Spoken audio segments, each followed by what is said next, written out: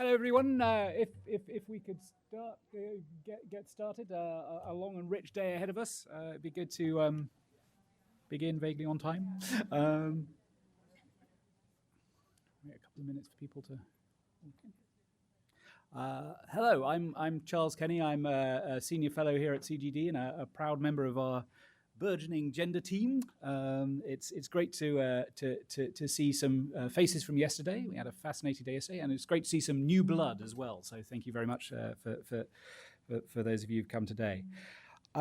Yesterday, during the second annual Birdsall House Conference on Women, we focused on the theme of a lot of our work here at the centre, but a lot of others' work too, around women's economic empowerment, in particular the role of the private sector and what we can do to get women and women-owned firms into global value chains and procurement channels and so on.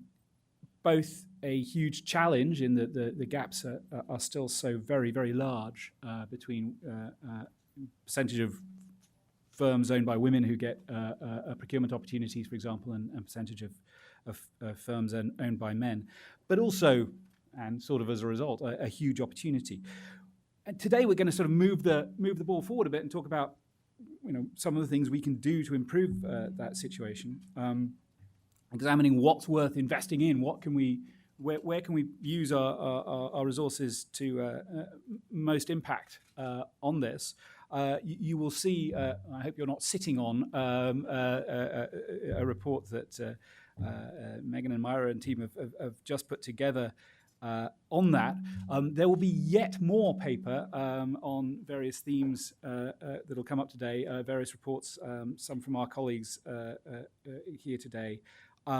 Sorry, they're not already on your chair. We've had a photocopier malfunction, but by the end of the day, you'll have even more paper to take away with you. So look forward to that.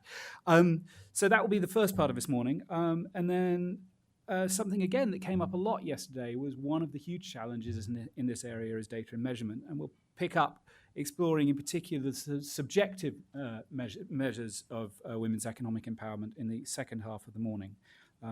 Hugely important topic and one that so far has been under-researched, we think.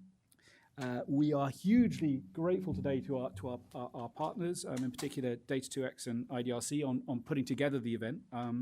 And now I'm actually going to turn over to one of those partners, Emily Carey-Pryor, Director of Data2X, to explain in more detail where this research agenda got started and how it's evolving. Oh, there you are. Lovely to see you. Lovely to see you too. Thank you. Good morning, everyone. As Charles said, and thank you for the introduction, I'm Emily Carey-Pryor. I'm Executive Director of Data2X, and we're very pleased to be co-hosting this event with the Center for Global Development and with IDRC and with all of you. So this is a participatory experience. So thank you all for being here this morning. Before we get started, I think it might be helpful to give a little bit of a situational placement of where this journey started. So we've worn several hats at the UN Foundation. Myra yesterday was talking about all of the hats that she wears. And back in 2011, a partner of the UN Foundations came to us at the ExxonMobil Foundation, who unfortunately could not be with us today. But they came to us and said, we've been investing in women's economic empowerment programs for many years. I think at that time, the investment was somewhere around $60 million. And they said, we've invested in a series of programs which we think have been successful, but we don't really know for sure. We've tried to understand the evidence as it currently stands, and it's quite hard to draw some sort of central lessons from that evidence. And so they said, would you be willing to convene and bring together a group of researchers and experts on women's economic empowerment to see what kinds of lessons we could draw that would not be proprietary, would not only to be able to guide their own foundation's efforts and investments, but be open and available and accessible to all other foundations, be they, corporate foundations or bilateral investors. And so that sounded like a very interesting opportunity to us. And so we did so. So that's actually when Myra and I began working together. And soon after that with Rebecca First-Nichols, who the two of them were the first authors or the principal authors of the first roadmap report, which was published in September of 2013. Wait, 2013? 2012. Sorry, time flies. And I had just had a baby at that point, so I can be forgiven for this. And so, really at that point, when we came together, we were really trying to determine what interventions were working to empower women economically, and we looked across a series of different categories of women, but also looked at different demographic and country scenarios as well. So the program then continued. We did this systematic review of the evidence, and then we thought, okay, we did this review of the evidence. I think there were about 136 empirical evaluations that we were able to review.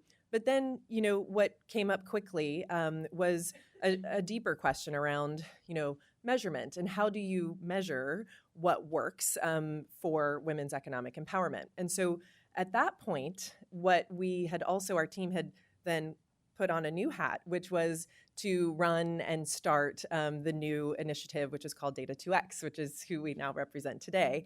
And so at that point, we were trying to combine, the two hats and make them one beautiful hat instead of one confusing hat, which was to really pair together our interest in what programs seem to be working for empowering women economically, but also understanding more about the measurement and data collection efforts on that.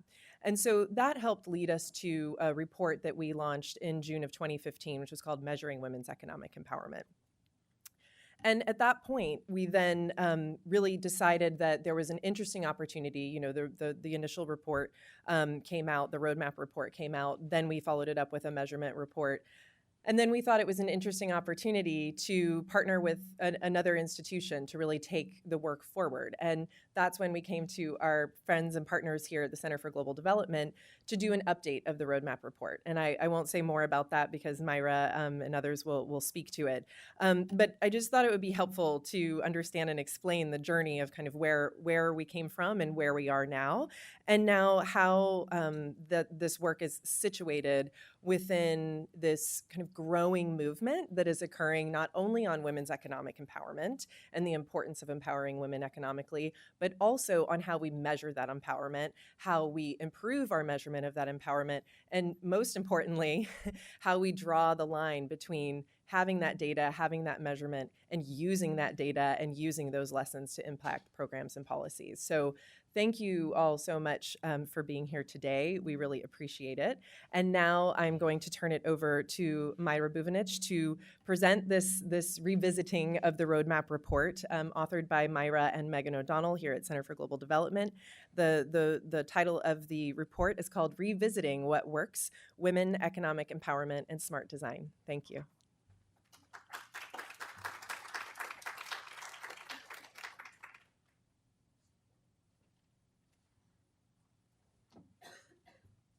Thank you, Emily. And it's really a pleasure to be here. I never thought that I would be doing a revisiting of what works, but this was a great idea that Emily and Noah Gemelli from ExxonMobil Foundation had. And actually, it ended up being a really interesting process. So just to remind you very briefly, the roadmap was published in 2013. And it looked at what works and for whom.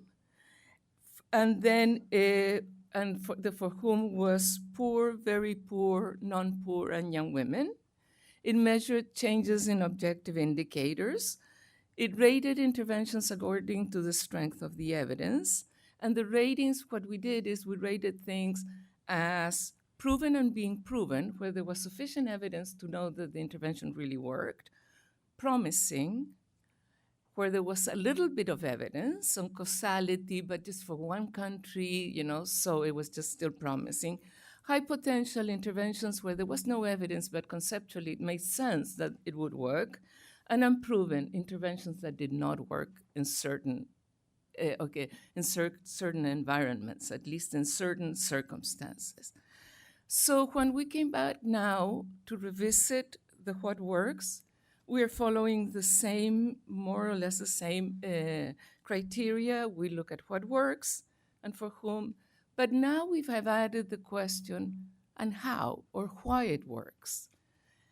The same categories of women, measuring in the roadmap, and we were rightly criticized, I think, that we only focused on the objective indicators of economic empowerment. Now we opened up that, and we also are looking at the more subjective indicators of economic empowerment. We looked at the same focus and the same rigorous. And then what we did is we just decided to revisit the ratings that we had done in light of the new evidence. So the approach, first it updates the ratings, and the very good news is, 2013 to 2016 is not that, it's 3 years. We found 96 new rigorous studies that are going to be added to the baseline of 136.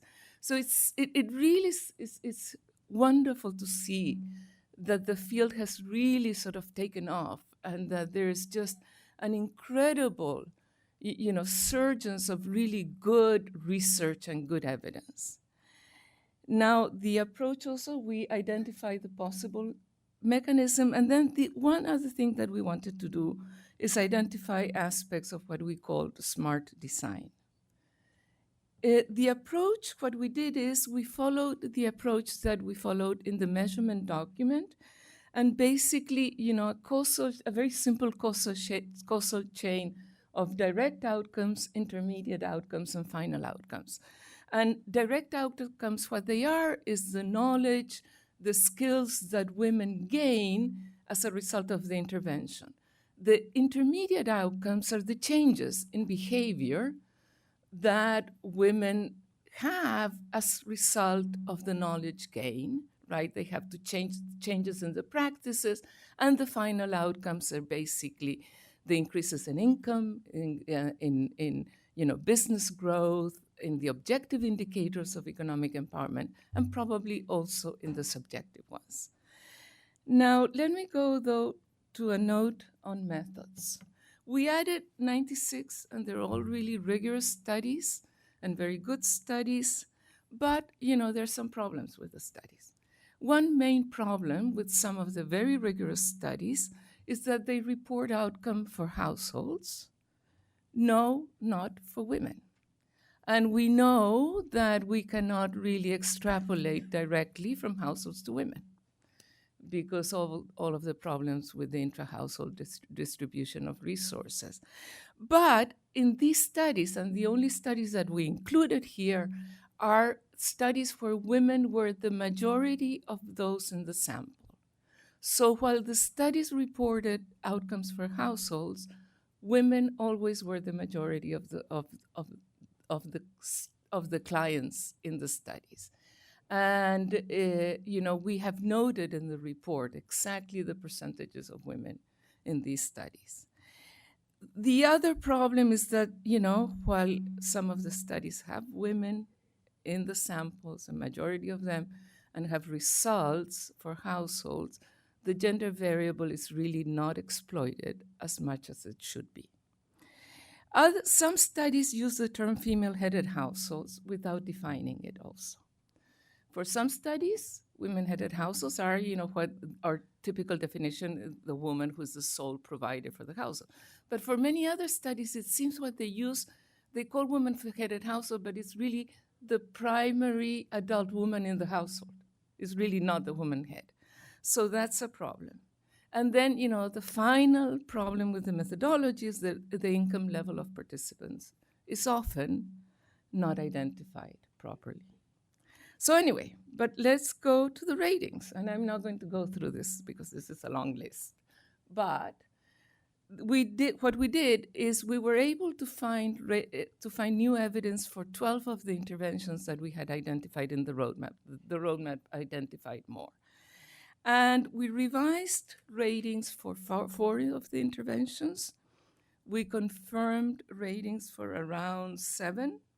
And we added one other intervention that we did not have when we did the roadmap. And I will go through, I'm not going to, sorry, you can look at this. I'm going to just do a sample of 2 interventions, and then I'm going to go to the lessons learned. And somebody has to, remind me of the time also, because I get sort of into this, and then I forget that you may be getting very bored by it. But one of the first interventions, and one of the most important interventions, is savings. And we had rated it as being proven for all women. And now we have moved that rating to proven, with the exception of very poor women. Why we moved the rating? When we did the roadmap, there were only 2 rigorous studies that showed that savings really worked to increase women's incomes, productivities, and incomes. There was one study of the Philippines that was mentioned yesterday here, and a study from Kenya. Now we have additional studies, new studies from Kenya, a number of them, a study from Chile, a study from Nepal, and studies from Malawi and Uganda. So as you can see, the number of countries, of very different countries, has expanded. So really, we can be much more sure that savings is something that can be generalized beyond the specific situation of one country. What is the cause? And also, the interesting thing is that the evidence now tells you a lot more about the causal change, the theory of change. What is it about savings that works to empower women economically? And the input has to be access to secure, private individual savings accounts with perhaps varied levels of commitment. The direct outcome obviously is accounts women open individual accounts for business investments and for other reasons. The intermediate outcome, and this is really interesting, the studies have found that particularly less empowered women in the households sort of get more empowered with the use of savings. And what is it that it does? There are 2 phenomena, I think, that are happening. One is a labeling process, that when you have you get savings to do for something, for education, that labeling process provides a measure of self-reliance, what is called, or autonomy, that you can then do something with the money that you have. And the other, so that, and even more so when there's some form of a commitment in the design of the saving instrument. So the saving, for instance, cannot be withdrawn for a certain time, has to be used for certain things.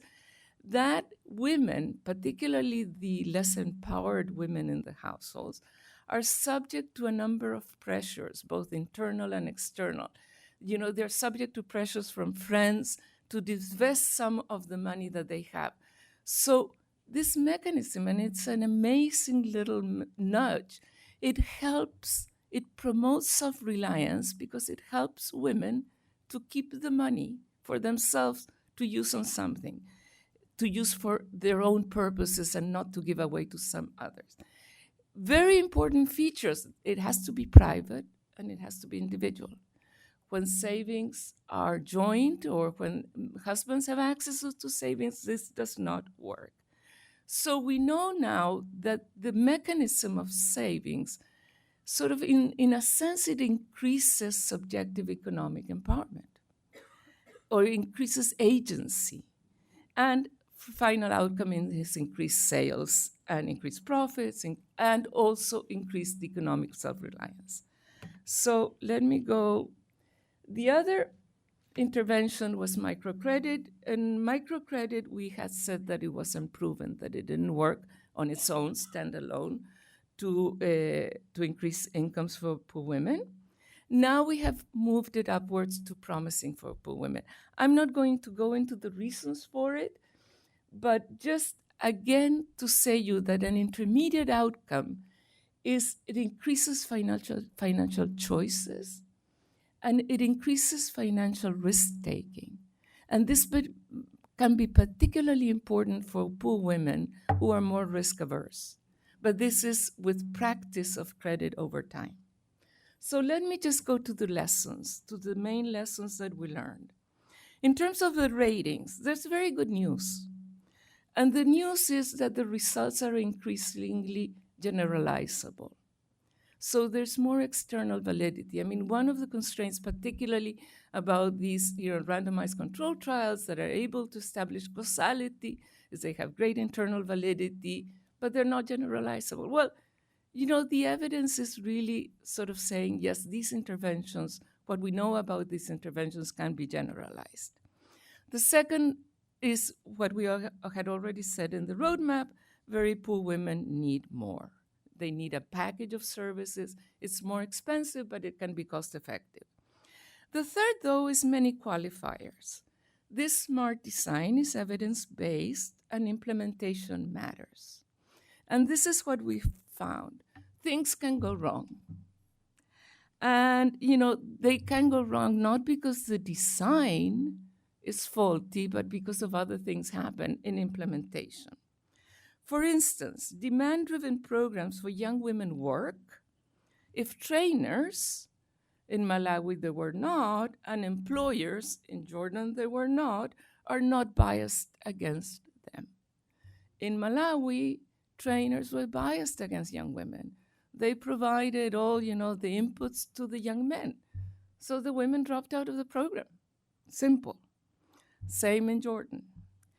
Cash stipends for young women don't work if they're not properly labeled for a specific educational or business purpose. For instance, Malawi, that we're going to hear later, and Haryana, or if they take place in very impoverished rural environments. In Malawi, there are no job opportunities for young women. So, after the cash stops, they marry. In Haryana, they gave sort of a deposit to girls when they were born that they could cash at age 18, but they didn't tell that the deposit was to increase their educational outcomes or something. So, sort of the parents thought the deposit was to pay for the daughter's wedding. So you have to label things properly. If you label things properly, people will, a lot of times, will follow what you say. Business skill training programs work only if they're high quality. And this is, we had rated business skill training programs as unproven. Now there's additional evidence from David Mackenzie, actually, and Chris Woodruff, and I think Martin Valdivia also was here, has a program. It turns out that business skills, changing business practices matters for business growth, but you have to have good business skill training programs, high quality. If they're not high quality, they will not change business practices, and therefore, there's no growth. Employer childcare costs that are not subsidized by the state may end up being passed on to the women workers, increasing the wage gap between the genders. In Chile, there was, employers were asked by the state to provide childcare in firms that had more than 20 employees. So they compared firms that had less than 20 employees with firms that had more than 20 employees. What they found out, the new hires, the women, the young women that were new hired into the firms with more than 20 employees, were paid less. So it increased the wage differential between men and women. Something else, so because the cost of the childcare was to the employers. Then the government of Chile became a bit more intelligent, and they said, okay, we're going to subsidize the extension of the school day. And subsidizing the extension of the school day really worked. And particularly poor women joined the workforce, much more so, because, it was subsidized. And the same thing with land rights and access to modern agricultural input and technical assistance need to be both accessible and unbiased to benefit women. So, in terms of the mechanism, subjective economic empowerment, self-reliance, confidence, risk-taking matters, and it's an important intermediate as well as final outcome. But when it's measured, it can be fleeting or non-existent. Studies that have measured it sometimes find that immediately after the intervention, it's there, and then it disappears. Why it disappears, there are a number of different options, sort of explanations. One is it takes time for norms, gender norms to change. Maybe these interventions are not strong enough, but maybe also they're not measuring economic empowerment well. And I think that's sort of the nice segue to the next session, but I have some more things. Well, time influences result. I think that, it's pretty obvious.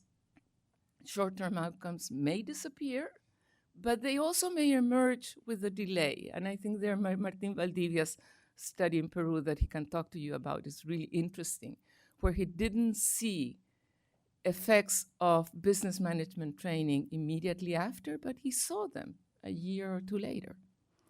And gender norms obviously play a part. Now, in terms of the emphasis of the report, and the first thing obviously is women are economic protagonists, but they face additional gender constraints. We all know that. They have a subordinate position in the family, so we need through interventions to encourage self-reliance and shield women from external pressures, and we can do this. And we can do this with not that much investment. Household and childcare responsibilities are very important, and we need to reduce time and travel constraints and encourage more financial risk-taking. Smart design can address all these things. Smart design can address travel and time constraints through stipends and different schedules. It can address limited economic autonomy through nudges, mental labeling, commitment devices, and peer support. And it can address risk aversion also, or the wider set of risks that women have to. So the final sort of message is service provision is probably not gender neutral. So I think that we need to shift from our singular focus to date on enhancing women's capabilities to looking at the opportunities that women have and debiasing service provision to equalize these opportunities more. Finally, do I have 1 more minute? Good. So in terms of the research questions, these are some of the things I think that are in the agenda. We really have to look more closely at cognitive and social determinants of economic behavior because they matter for the design of interventions. We want to really explore more gender biases in working environments. We want to sort of look at the levels of reporting of results and in terms of households versus individual income categories. And we have to really focus more on how we measure subjective economic empowerment. And all this, you will find an updated database, all the papers, these papers in the website, womeneconomicroadmap.org. Thank you.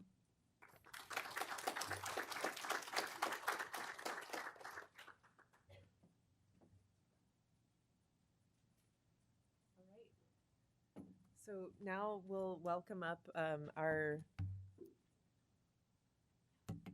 next panelists.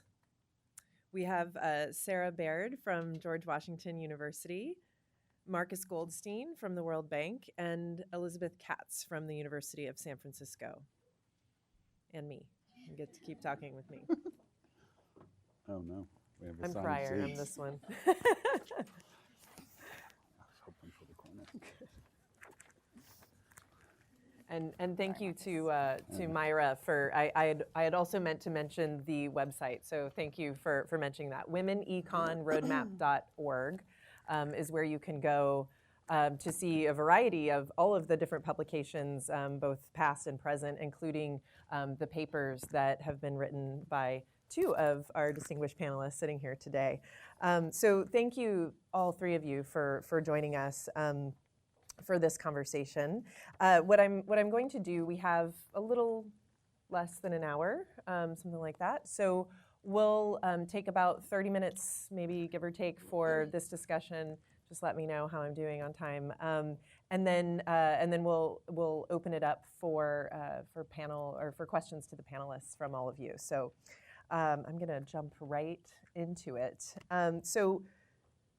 First, I'm going to go to you, Beth. I'm really interested. So Beth's paper, as you will all read, really explores behavioral design and particularly what we know about what we're learning about women's risk aversion and their willingness to compete, but also, as Myra was just discussing, self-reliance and self-confidence and how some of these pieces interact in terms of how we pursue women's economic empowerment.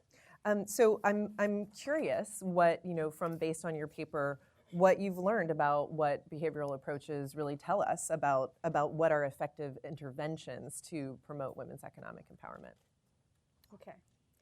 So I wasn't allowed to make a PowerPoint. So I have to wing it. And with apologies to Karen and Marcus for repeating myself.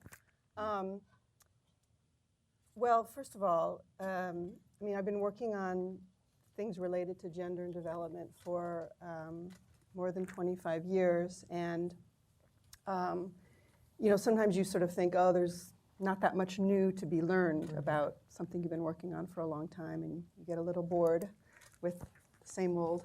And I have to say that working on this paper was the first time in a long time that I felt like there is something new, or there's something that's really worthy of feeling excited about both sort of intellectually, academically, but also in terms of what it means for practice and for policy.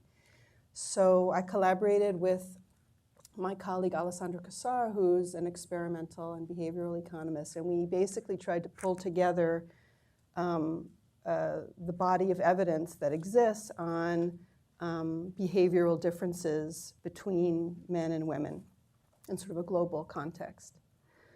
So the areas that we ended up focusing on, so there's many laboratory experiments that have been done, mostly in rich countries, but also now increasingly in not so rich countries, to try to figure out, are there sort of systematic differences that we see, gender differences in some basic behaviors. And it turns out that for most behaviors, there really aren't very regular findings of gender differences. So mostly we're the same. But there are a couple of areas that seem to show regular differences, and two of the areas that we end up focusing on the paper, where there's the biggest body of evidence, is in the areas of risk, attitudes towards risk, on the one hand, and also the propensity to compete, sort of the competitive attitudes. So we ended up trying to look carefully at how regular these findings are, under what circumstances do they find large differences, small differences between men and women. We got a little bit into what the possible reasons are for these findings. Why would it be? Why would, over time, and in different societies, why would women have adopted more risk-averse behaviors? Why would men have adopted or evolved to have more competitive behaviors? But what we really ended up trying to look at is to what extent those findings are mutable, right? Because that's one of the things you want to be interested in for policy, is what seems to be able to influence the degree to which women are, for example, in what circumstances are women more risk-taking or less risk-taking? So there's all this variation. There's regularities, but there's also variation, right? So it turns out that, for example, in matrilineal and matrilocal societies, women are much more risk-taking and more willing to compete compared to patrilineal and patrilocal societies. It turns out that girls who go to all-girls schools are more risk-taking and willing to compete than girls who go to co-ed schools. So there's all these sort of sources of variation that make you think, well, it's not necessarily all hardwired, these behavioral differences that we find, which sort of gives you reason to think that there is room for programmatic and policy intervention. So then I don't know how long you want me to go on. Well, I mean, I think, Yeah. I mean, I Yeah. could listen to you talk about this for a long time, and the paper is fantastic, and I really encourage that everyone reads it. But, you know, one thing in bridging back to the point that Myra was making towards the end of her presentation was just this idea of behavioral nudges, right? Yeah, and, right. And sorry, I have to do that. Every time I see the word nudge, Nudge, I just yeah. want to nudge someone. Yeah. So I don't mind apologies. being nudged. It's a compulsion I Yeah. can't prevent.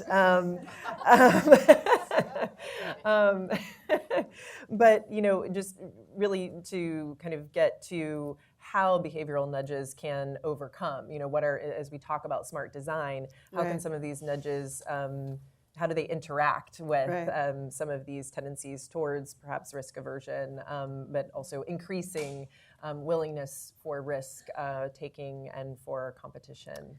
Yeah, so just let me add, before I answer the question directly, I mean, I think sometimes the language that gets used is that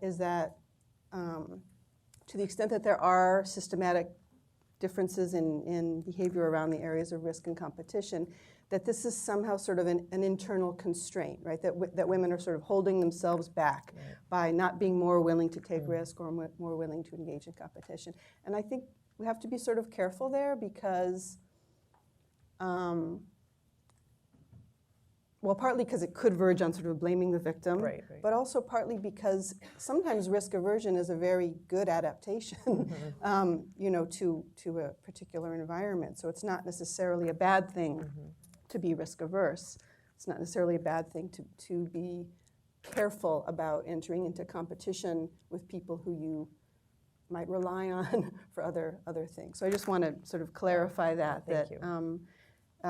That I think the interventions that we ended up looking at weren't so much geared towards changing or influencing directly those behavioral characteristics, but more at sort of recognizing that you know, if you are working with a population, for example, that has a high level of risk aversion, what are things that can be done within a program designed to accommodate for that, right? Or to be respectful of those differences. So just to clarify that. So I guess I'll just talk about, I have 3 big categories of interventions we looked at, but I'll just talk about one so that other people can chime in. And I guess the one that we ended up feeling was the most, to use Myra's language, proven, was programs that essentially recognize the fact that for women in particular, it seems to be important that if you're going to do something that's a little more risky than you might otherwise do, that it's good to have a buddy.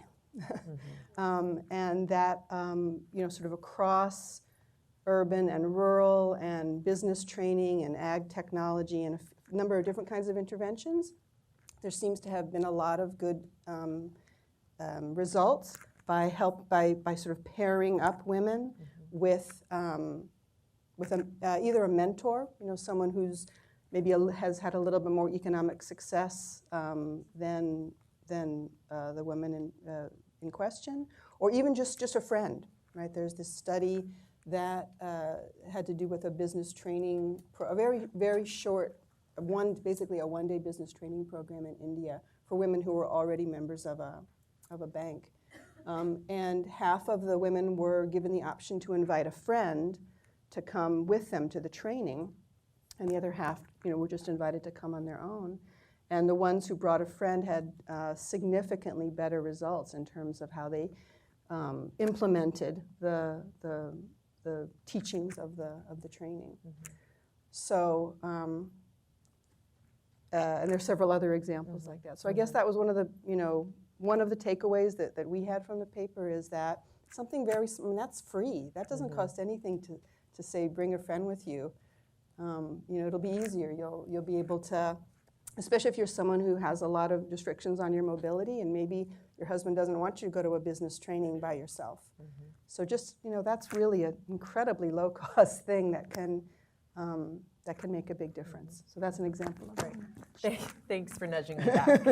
Keep the joke going. Yes. So now I'm going to turn to Sarah, Myra sort of queued this up in her presentation, but would really so Sarah's paper and her colleagues' paper really looked at where we are in terms of focusing specifically on young women and economic empowerment interventions with that group.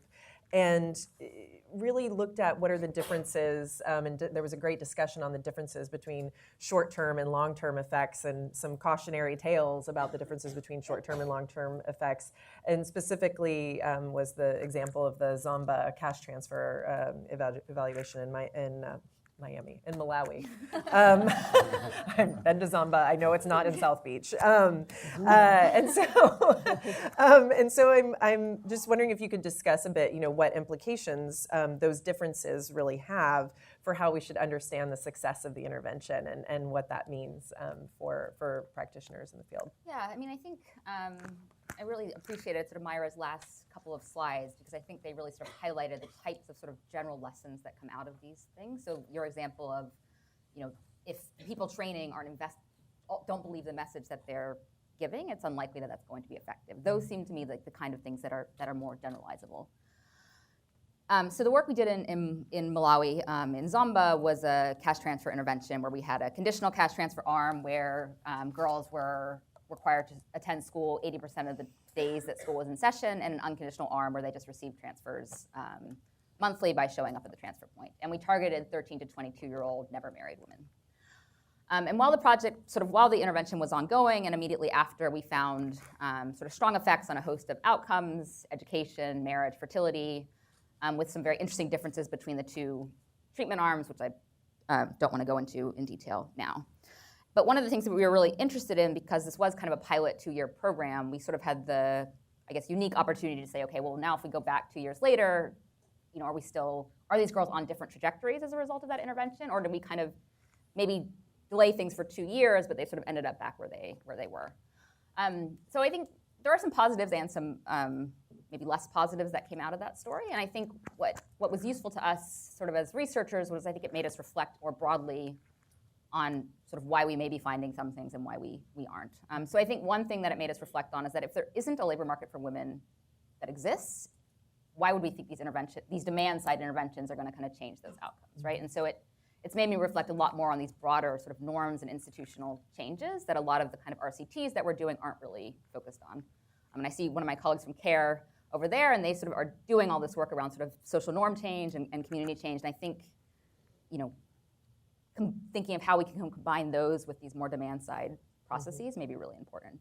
And in Malawi, this isn't a woman-only thing, right? If you look at the statistics in Zamba, about 6% of men work in any kind of formal labor market. So this is sort of a broader, this isn't just for women. And then I think the other thing that we kind of came out of is that if in order for programs to have sustained effect, you have to build some sort of asset in that woman, right? So money is great while you have it, but if you're not actually investing it in a savings account or in your education or something else, there's really no reason to then expect that 3 years later they're going to be on some sort of different trajectory. So for the subgroup of girls for which we did find these larger short-term effects in terms of actually building human capital and education, those things then sustain themselves later on, right? Girls who were the conditional cash transfer had a large effect on girls who were not in school when the program started. And for that group, we now still see sustained effects on education, on delayed marriage, and on delayed fertility. For those groups for which money was doing good by delaying marriage and fertility, they weren't actually using that delay to invest in anything else. So I think those 2 years were still, they made a choice to delay marriage and fertility for a reason, presumably. But ultimately, once that money went away, if anything, it almost put them on sort of I don't want to say worse path, but they basically, I think, felt like they had to get married and have kids right away. So I think it made me think a little bit more about how realistic is it to expect these sort of short 2-year interventions, which a lot of the interventions in kind of the adolescent and the gender space more broadly are. Do we really think that that's enough to actually change the trajectory of these girls' lives? And so I think kind of thinking a little bit more about, if we are going to only have funding for 1 or 2 years, are there kind of vulnerable periods, or particularly vulnerable periods where that can have a huge bang for its buck. And I'm wondering, Sarah, too, if you could say something about, when we're talking about sustained effects and building some form of capital, that can be carried forward. You talked a bit in the paper about standalone versus bundled interventions. And what do you think is more likely to be effective for young women, and does that vary based on context, or does a bundled intervention create more of an opportunity for there to be capital that is maintained over the long term? Yeah, so these are all challenging questions. So I think I have a number of answers. I mean, I think, rightly so, a lot of these interventions initially really focused on the girl herself, and I can understand that. But it's, if the girl comes into a safe space and has, this every week has this great interaction with girls, I think that's great. But if she then is interacting with the same environment she was interacting with before, the same social norms, the same institutions, in some ways I think that might end up being more frustrating than beneficial, right? Because unless she's given a voice that allows her to change those norms in some way. So I do think we need to think of bundled interventions that are both ideally tackling both the demand and supply side constraint at the same time, thinking more broadly about the world that a girl or a woman lives in, the men, the boys, et cetera. I think they're huge, obviously that's sort of hugely influential for whatever happens. And I think we also need to think about, the other thing is sort of what is the ultimate objective of these interventions? And this gets kind of to the measurement of economic empowerment. Is it really just about maybe more self-confidence, self-efficacy, better marital relationships? Or is it really starting a business and having income and all these things? And I think ultimately, you need to define that objective to figure out what the either individual intervention or the bundle of interventions are going to be. And then I think also the timing piece is important, right? Do we really expect that if we don't have an intervention to a woman's already married in her early 20s, have we already missed the boat in terms of what we can actually do to really change her life, or is that fine? Can we sort of let them grow up and then come in when they're older, or do we really need to think of interventions starting from early childhood through adolescence through adulthood if we really want to think about changing these trajectories? So I don't have an answer, but I think there are important things to think about. Yes, absolutely. So now I'm going to, excuse me, turn to Marcus Goldstein, who did not write a paper. Not this week. This story. No, but has written many papers. Written many papers. They're wonderful papers.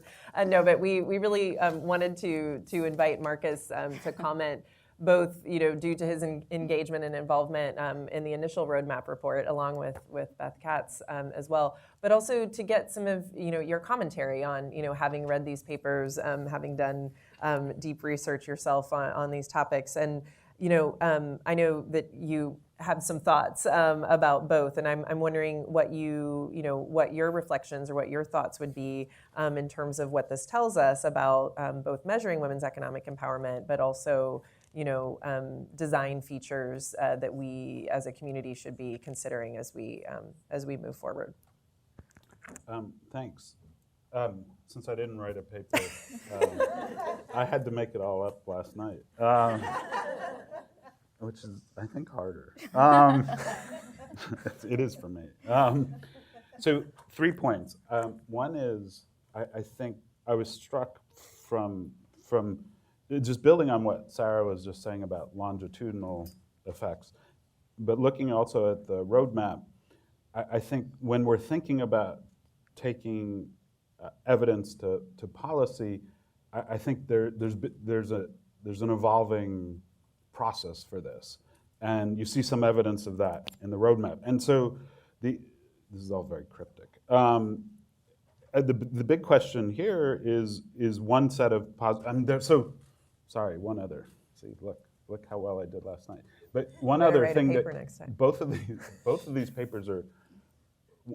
One of the things that struck me is there's still a lot of papers with one piece of evidence that's really interesting, but not generalizable, as Myra was pointing out, or we don't have more than one piece, but some really cool stuff.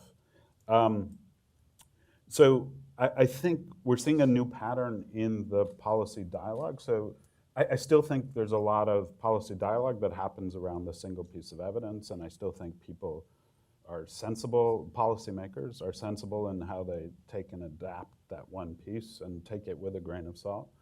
But there's now this movement towards organized multi-country studies of the same-ish intervention. So fairly similar. I mean, when Myra was at the World Bank, we tried to do something with adolescent girls, but it was a fairly diverse set of interventions. And I think we learned a lot. I think there's a good reason to do that. But now, like with the graduation model that Myra was talking about, the graduation from poverty, you have these 6 country studies that publish 1 paper, which is insanely short. And it has, I think, a big impact on policy, particularly at the big funding level. The national levels, I think it also matters. So I think in the gender space, as we're trying to use this for advocacy, the question is, what should we target for those kind of multi-country studies? Are we even there yet, right? And I think that's an open question. And I also wanted to talk a little bit about something we're doing, which sort of makes me wonder about how those other people did it. So we're trying to do this with one program that BRAC did, which is Adolescent Girls Program. And we're looking in 4 contexts. So Uganda, where the results were great, and Tanzania, where the implementation failed. So we can't really say anything except that BRAC told us why it failed. South Sudan, where there was a conflict that intervened, and then Sierra Leone, where you had Ebola. So, we have 4 contexts. We have pestilence, we have war, we have incompetence, and we have 1 success. The other 3, I mean, the results aren't in on 2 of those. I do think what we've got so far is really interesting. But then how generalizable is it? Can we make the case that this is, So I think yes and no. It's actually, in some ways, it's more generalizable than 6 countries where everything worked well. And in some cases, obviously less. So I think this sort of one thing is to think about if we're going to organize around certain interventions. And I'm really not sure we're there yet. We're still, I think there's part of what these papers convinced me is there's a lot of really interesting proof of concept kind of evaluations happening. All right, do I have time for 2 more points, or am I going to be? Yes, Yeah? you Okay. have time for 2 more points. How long are these points? The next 2 are shorter, I promise. Pestilence, war, incompetence, success. That's what I. Yeah, great. No, but I think it's really a question of organizing the advocacy, and whether we're ready to pick 1 or 2 to put a lot. I mean, these things are very expensive. So, so the second point that I got out of the papers was thinking about gender dynamics more. And this was also Myra's presentation, and thinking about what we're doing to gender dynamics. So this evaluation in Uganda, this program, for those of you who... Thanks, Kate. No, I'm imperfect. I'm actually not going to on purpose, okay? But I'm going to give you an example of one dimension of it, but no. Definitely not for you, because I'll get toasted. But so this program in Uganda, many of you have heard about it already, but basically 3 things: safe space club for girls, vocational training, life skills training. And the outcomes were multi-dimensional. Like Sarah was alluding to, we have less sex against their will, less likely to have a kid, some more income.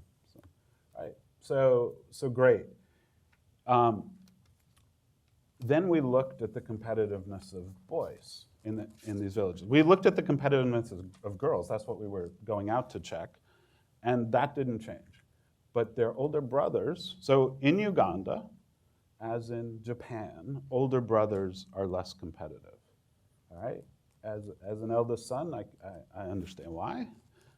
They're entitled, right? They're mom's favorite, they're gonna inherit, whatever, right? And so they're not, I mean, that's one explanation. It's a very non-technical explanation. But this is a regularity we see in 2 really different societies for which we have this kind of evidence. What happens with the program is that in those villages, the elder sons get much more competitive, okay? So it sort of flips that pattern. And the hypothesis is that the girls are challenging their brothers. So, that's a hypothesis because we didn't do good qual work to understand what was really going on and understand the dynamics. So I think, Myra was alluding to this in her comments, is understanding more how that, because it's a loop and it is dynamics in a vague sense of interactions. And so understanding how those play out with program impacts, I think is incredibly fertile because it's sort of going to help us understand also the long-term trajectories that Sarah was talking about. All right. The last point, should I stop? No, you can. Okay. Let's the last point I think that I took, and here I was very cautioned by Beth's very careful language, and mine is not, is sort of this idea of getting, this area of getting into people's headspace. And I think there's a whole range of things, the behavioral interventions that Beth was talking about. But also, if you look at the adolescent work, thinking about things like social-emotional skills, or non-cognitive skills, some people call them, and the psychology. And so here I think there's a lot of, and combining the two, right? I think there's a lot of really interesting things that can be done in this space. We have a survey in the field, so these results are super preliminary, but we have 3 rounds of follow-up data on an entrepreneurial training program in Togo, which focuses on these skills, sort of goal setting, self-starting behavior. It's a really interesting training to sit through, at least it was for me. Anyhow, so the results are that for men, both that training and a standard business training, managed well, high quality it appears, have the same effects for men. But for women, the non-cognitive based or the social-emotional skills training dominates. And so that's, a year and a half after. We want to see 2.5 years. So that's interesting, and I'd like to understand why. I mean, and if you look at the literature in the US, for example, the work in the labor markets in the US suggests that women have a higher return to this skill than men, but no really good, these kinds of skills than men, no really good explanation. So I think there's something here to understand that, how it plays into gender dynamics, how it plays into the structural factors that may be constraining women's economic participation and sort of what we can do in that space. Mm-hmm. That's it. Mm-hmm. So thanks, Marcus. And I have one kind of final question for really all 3 of you, if you're open to commenting on it. Sorry, I'm going to just throw it out there. I know we didn't prepare for this one, but Myra was talking towards the end of her presentation about this focus on service provision, and thinking about moving and shifting from a culture as a women's economic empowerment community around service provision to considering. And Marcus, you just kind of queued it up as well, to thinking about kind of the structural environment and debiasing the environment, and really thinking about that broader context in terms of expanding opportunities. So I'm curious if each of you would be willing to comment on that based on both the papers that you've written or in your careers and your own observations. Can I start with you on that, Beth? Or? No, I'm not ready. Okay, we'll go the other way. Sarah. Sure. Take a Thank risk. you. Sorry. Apologies. Yeah, I think it is something that we need to think a lot more about, and I think we're getting a better understanding as a kind of global community about what those constraints look like. We've been recently starting some work on contraceptive uptake and sort of just particularly for adolescents, just basically learning like it's just not something that many providers are willing to even engage with adolescents on, right? And that was something I didn't really fully understand. Yep. In Bangladesh, we were basically told that no one needs contraception. If you're not married, you shouldn't be having sex. Right. If you're married, you should be having babies. And then if you're a widow, you should also no longer be having sex. So basically, like, so no one should need contraception. And so I think it's sort of those kind of attitudes and kind of thinking about, okay, how do you then engage with health providers to with both kind of move social norms at some level, but also within those social norms that exist to sort of make them make it a sort of youth-friendly place, right? So if I'm an adolescent girl, I'm 17, I'm sort of thinking about these things to sort of have safe places I can go to and talk to these things. So I do think there's sort of a huge missing piece of the puzzle in terms of adolescent-friendly services. So yes, so I think we need to. It's funny. I live in this internal validity world of RCTs, but I have to say I'm coming around to this place where I'm not sure much is generalizable. Right? I sort of feel like so much is context specific, and I think the general lessons are the ones that, like you mentioned, like needing mentors that actually care about their things. But I'm just starting to think more and more that so much of why an intervention works or why it doesn't is because of the context that you're working in. And so I think we need to think a little bit more about what we mean by generalizable and kind of what can I, having done this experiment in Malawi, what should I be telling the government of Uganda or Bangladesh? What are the lessons? I think there are some things, but I think, this idea that there's these broad generalizable lessons, these idea that systematic reviews are really giving useful evidence for policymakers, I think we need to really rethink that and kind of revisit that context matters a lot, right? A girl growing up in Dhaka is not the same as a girl growing up in rural Malawi, and the constraints she faces, the types of interventions that are going to work, the ultimate outcomes that you're going to measure are just so different. So I do think these broader social norms changes. I do think institutional stuff that focus more on the institutional sides are important, but I think I think we need to think a bit more about what we mean by generalizability and how realistic that is. Thank you. I'm ready. Are you ready now? Well, this isn't exactly service provision, but it was something that came up in a discussion we were having with Karen yesterday about conditional cash transfers and how,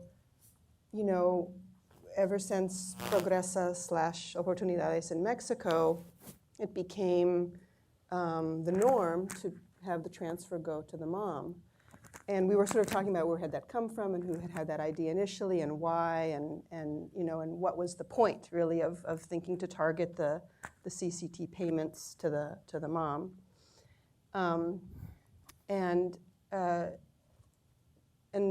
I was saying that I had been finding in my review that they're just now starting to do some comparisons of does it make a difference if you give the money to the mom or the dad, because no one ever really tried giving it to the dad to see what would happen. So now in Macedonia and in Morocco, right? That they tried an RCT to give it to both, and it turns out that in terms of sort of the human capital investment type outcomes that mostly are measured for CCTs, the kids going to school and some health outcomes, things like that, it doesn't seem to make a big difference if the money goes to the mom or the dad. So if the objective of the program is to, let's say, improve kids' education, it seems that there isn't an argument in favor of giving the money to the moms. But where there is an argument in favor of giving the money to the moms is in terms of empowerment, right? And so the work in Macedonia actually did an ex post evaluation using a pretty interesting experimental protocol to see if women were more empowered, the women who had received the payment to themselves were more empowered in terms of intra-household control over income and decision making compared to the wives of the dads who'd received the payment. And in fact, there was a big impact. So kids' education outcomes the same, but in terms of women being able to exercise more control in the household or more decision making, that's a different objective that is achievable by targeting the payments to the women. So we had that whole discussion, and then I guess Marcus was saying that in one of the countries that he's working in, it was like, well, why do they make the payment to the moms? And he was, I hope it's okay to say this publicly, he was saying that the implementers don't really care about women's empowerment, that really wasn't on the agenda, right? That the CCT was really for the kids. And so this thing of paying it to the moms was just because that's the way it's done. That's the way it's always been done. So I guess that gets back to this idea of the kinds of biases or the kind of priorities that implementers have. Right. If the idea is that this is really money for the kids and the mom is just the conduit, to get the money to the kids. So there's probably work to be done in terms of reframing that there's can be more than one objective, and they're actually pretty different objectives for Right. how we target CCTs. Thank you. Marcus, any last So, thoughts on this question? I mean, I think the more I try and work on biases in service delivery, the more complicated it gets to me. So I think, so I'm going to use the example of agricultural extension because that's the one where I've thought about this the most. So one is sort of what Beth was talking about, which I'll be even more extreme, which is sort of the attitudes of the service, and Sarah was talking about this too, is the attitudes of the service providers. And that, that's a global thing, right? So the US Department of Agriculture, for those of you who follow these things, did settle a class action suit brought by female farmers, right, for systematic discrimination. And if you read that testimony, some of it's fairly colorful, but it's sort of taking loan applications and tossing them in the trash, right? So, which happens all over the world. So that's one, is thinking about tackling that. But then I think there's other dimensions that don't get as much attention, but we have to watch out for. The second is, even if we sort of enlighten the service providers, they often reinforce gender norms. So they're trying to help, and they're maybe sensitive and but when we do agricultural extension, are they going to do it for crops that women grow now, or the higher value crops that they're not growing now?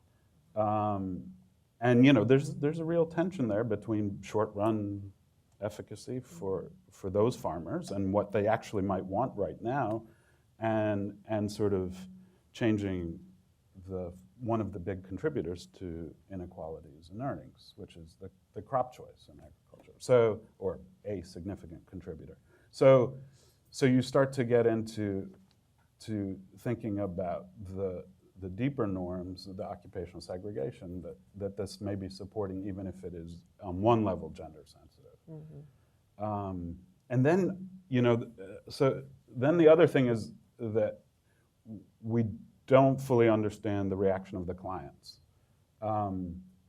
So our colleague at the World Bank, Florence Condoleezza, has been doing some work on extension, and in one country, they find, so one response you often get from governments is, okay, well, we need more female extension officers because they can relate, or female, they're going to be more sensitive and but then, so what Florence finds in her works is that women have less credibility with men as extension people. Even when they objectively know more, they have less credibility with men, which is not such a surprise, but also with women. And so, one of these tools is going to run into client gender biases in a way. She finds that in one country, and then in another country she doesn't. So we don't know why. And that's interesting, I think, to understand, because you're going to have to factor in how the clients are going to react to that, to your changes in service provision. So I think we can do it, but I don't think it's super simple. But I think it's also interesting, and it's a place to make big changes, because in some contexts these are the main access to services. Well, thank you for that. I think there's, obviously this is I keep doing this, there's a really fascinating conversation to keep having here, and also I think an interesting theme around considering how, service provision, also thinking about it from an investment case or from a donor case as well, of, there's an interest in service provision that, and the kind of short-term effects perhaps that could be seen with certain service provision models that, you might not see if you were just investing in broader kind of norm changing programs. So I think there's an interesting dynamic to observe there or consider. But now I want to turn it to all of you in the audience to see if there are questions for our panelists as we close out. So I think we have microphones in the back. Are there any questions? Yes, Louise, right here up front. Thank you. That was really an interesting discussion. I wanted to return to the question of the roadmap a bit. and economic outcomes, because I was looking at your slides, Myra, and thinking that I reviewed many of the same studies, but from the point of view of employment outcomes alone, particularly for youth, but in general, and came to, in some cases, some slightly different conclusions. And on entrepreneurship, I think, first of all, I separated out programs that try to help self-employed women start or keep their self-employed business going, and business training for existing entrepreneurs to get them. And what I discovered is the business training for existing entrepreneurs usually focuses on profits and revenues, but not employment. And so we actually don't know if that business training is, except in a few cases, if it's actually causing them to hire people, which is sort of an important question, from a social outcomes. So I guess those are my two comments. Is should we think about entrepreneurship differently from starting and sustaining a self-employment business versus growing a business? And when we think about growing an established business or getting a medium-sized business started or whatever, where does the employment outcome fit in? And then my second question, I think, to all of you is this: I find this whole issue of a conclusion that bundled interventions are better troublesome, because bundled interventions can range from $100 or less of a participant in the case of Brock to $1,500 or $2,000 a participant in other programs. And so I think we still need a lot more understanding about cost effectiveness.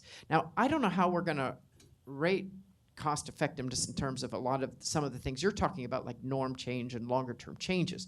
That is going to become very complicated, but I think we should try. Great, thank you. We'll take one more. Yeah, yes, Meg.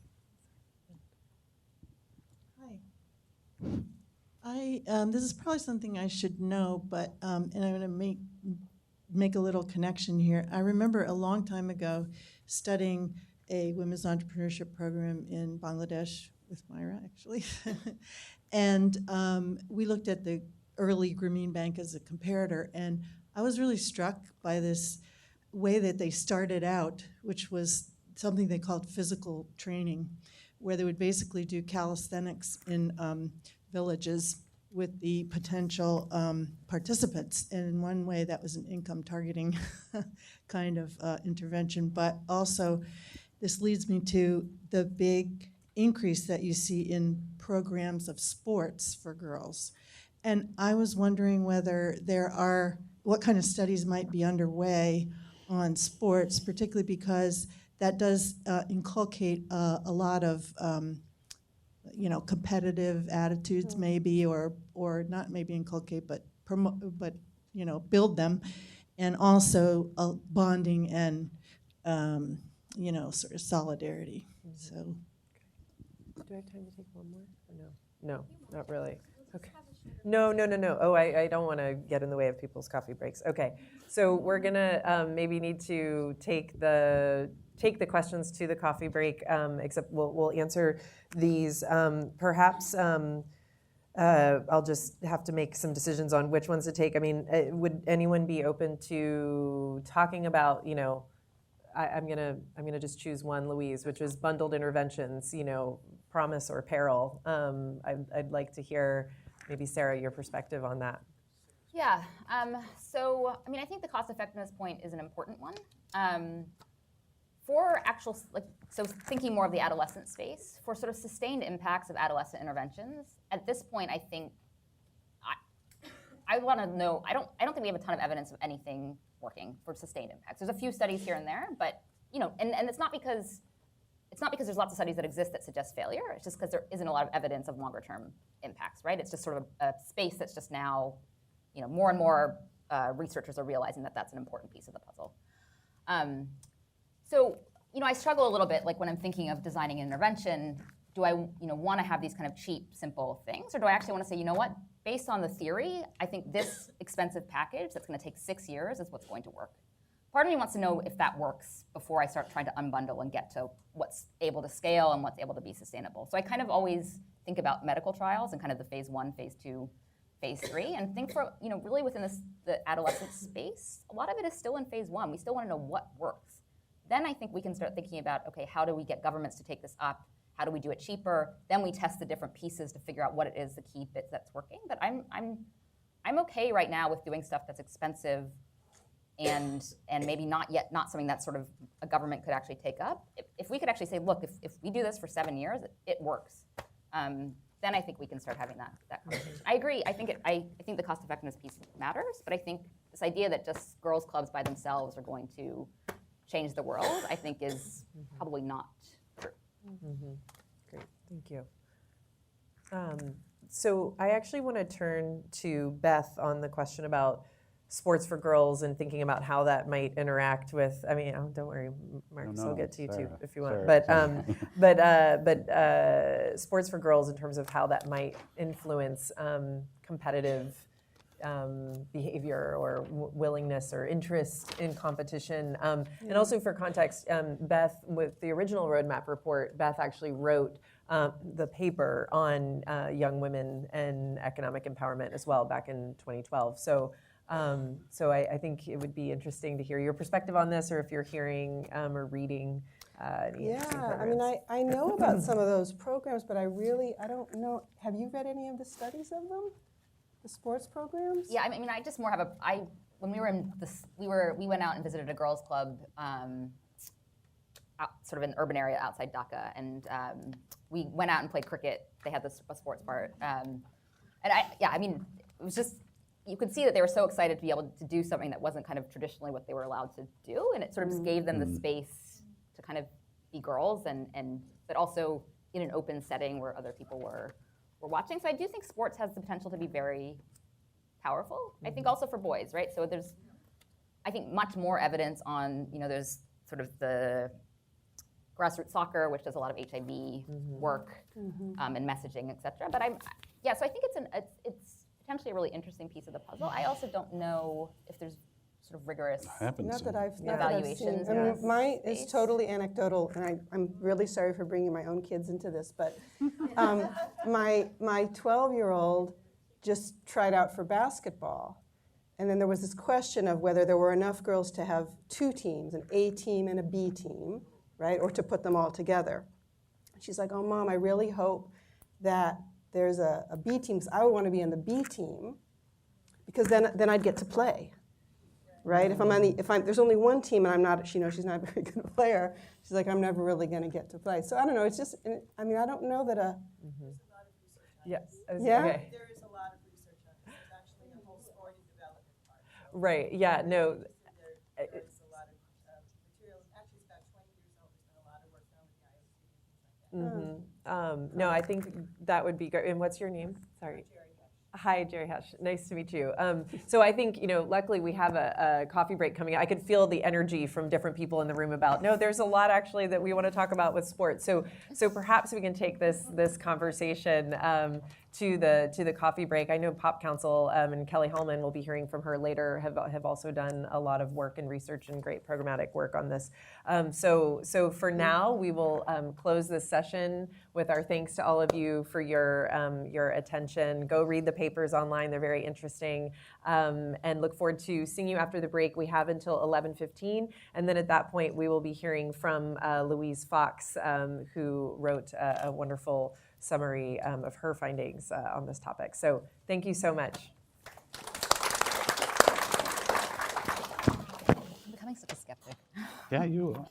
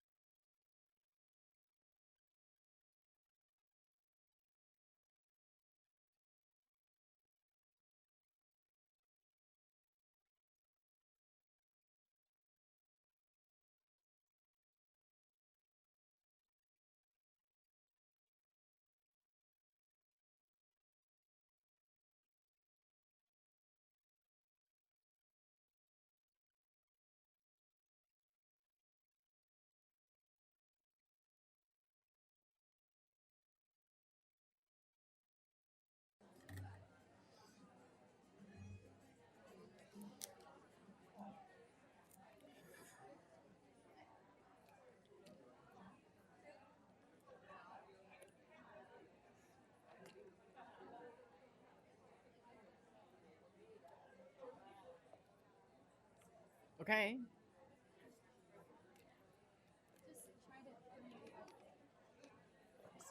Going with the half full crowd. Yeah.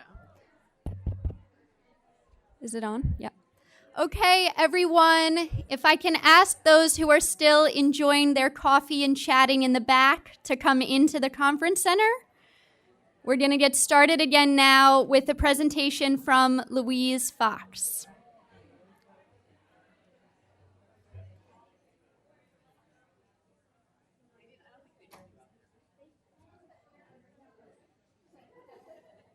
That panel was just too much. Everybody's still discussing, debating. It was very exciting. A lot of, definitely a lot of ideas on the table.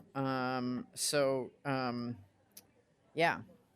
Okay, it looks like I have to use my glasses for this. Although I can't see you. If I use my glasses, I can see what's in front of me. So good morning, and I'm really happy to be here, and I want to thank Myra and her team for inviting me to do this paper.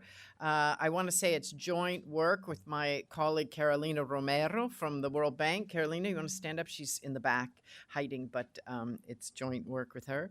And this is kind of a new area for me. So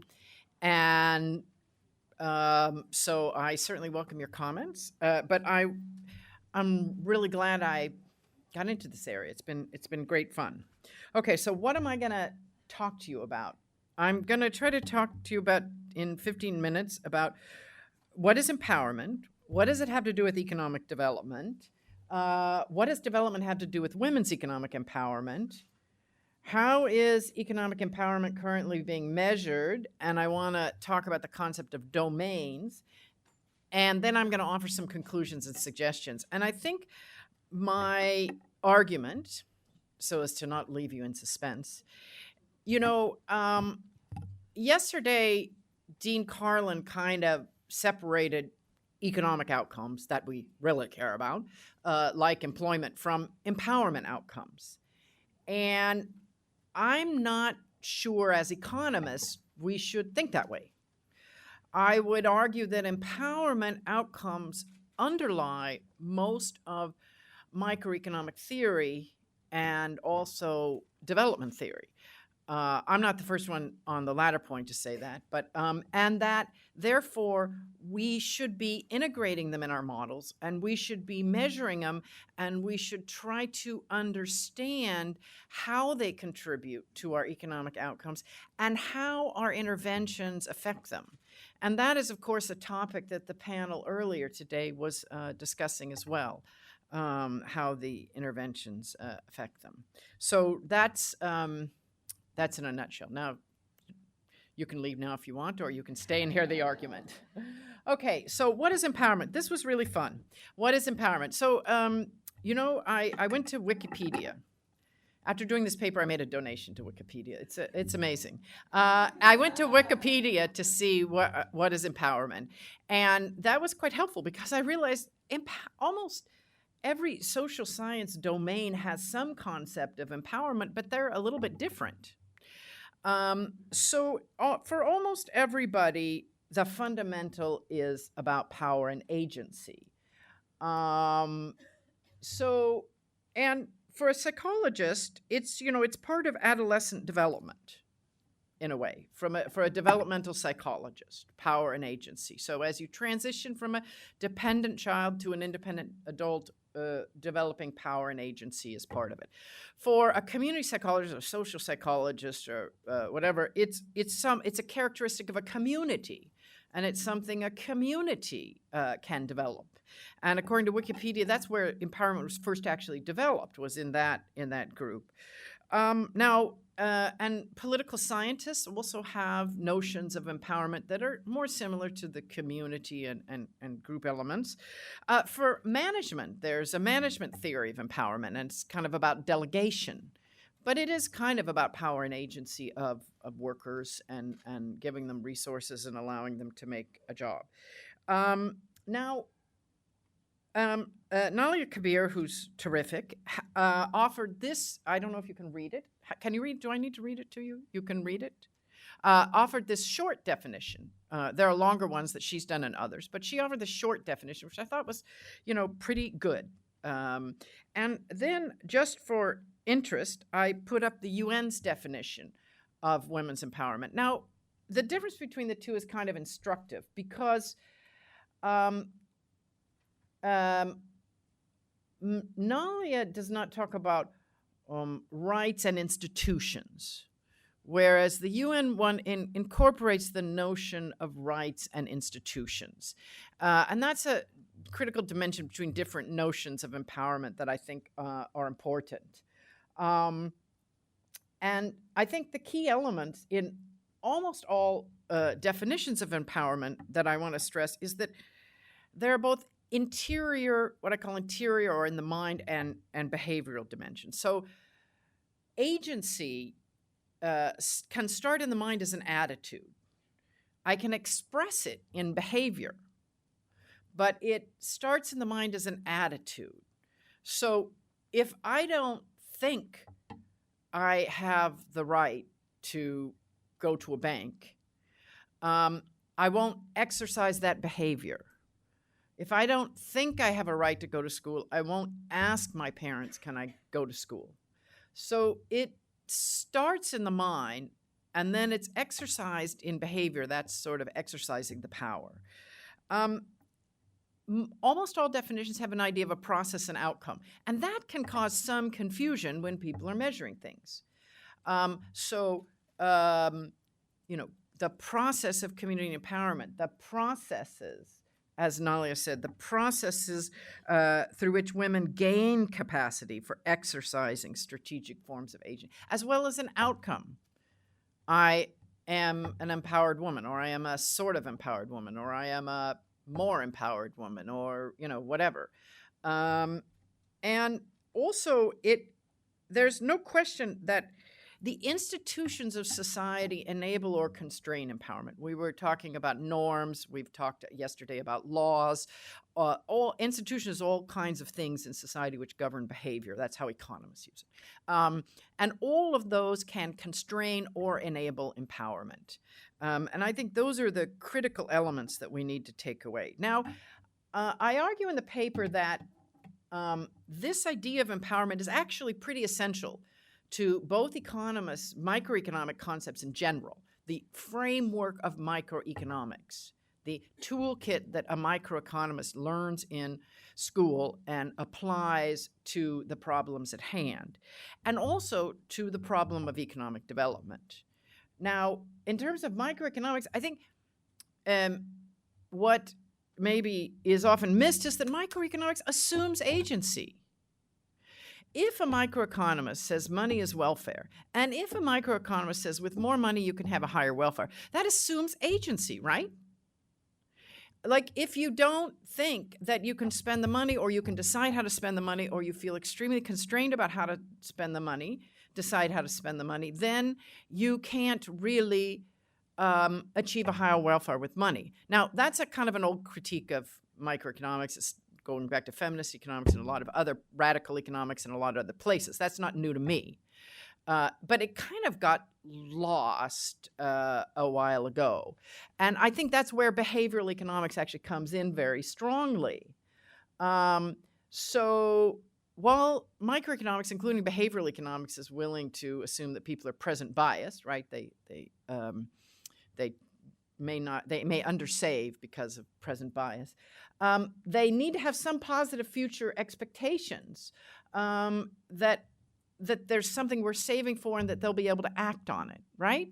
So these are assumptions, foundations. So empowerment is crucial to microeconomics. It's also crucial to economic development. And this is something that Sen recognized, of course. And then I think it came back again with the work of Duflo and Banerjee, where they talked about poverty being disempowering and interfering with your not able to make longer term decisions and have the agency that microeconomics assumes, and that's why maybe some interventions to reduce poverty don't have the effect. I think psychologists originally thought about it as an individual concept. As I said, going back to adolescent development. But I think and that is kind of where economists and others went as well. But it's, of course, a community concept, and community values. The community can value empowerment or not. So it's not just the norms may restrict behavior of certain groups, especially women, but the community itself can value agency and empowerment or not. And the views of the community about agency and empowerment can change with the external environment. So that's an important concept too. And of course, we know exclusion is one of the main things that reduces empowerment. So economists talk a lot about exclusion and inclusive growth, and one of the reasons that's a problem is, of course, it reduces empowerment. Yet another a reason why we should care about inclusive growth is that that is yet another channel by which, and I think about the caste system in India as being the most extreme example, but you can also think about extreme inequality as having the effect of reducing empowerment and therefore reducing the prospects for economic growth and development. And that channel is important.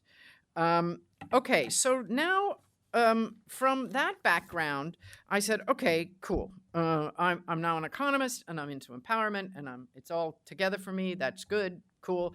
What about women? What about gender?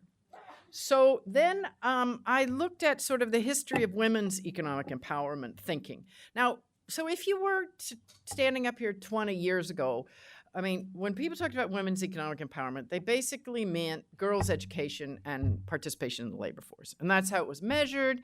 That's how it was originally measured in the MDGs, if you remember the first MDGs, and that's how it was originally measured at the World Bank in their measurement, in their gender index, and that was kind of where it was. But there's been a lot of discussion since then, and now I think the most helpful definition is the one of Taylor and Perez-Neto. I apologize to Georgia Taylor. My software for citations insists on going alphabetical. It won't go the other way. The citation really is Taylor and Perez-Neto. But anyway, so I think we have the power within, and that's the interior notion that I've been talking about. We have the power you act on that power within, right?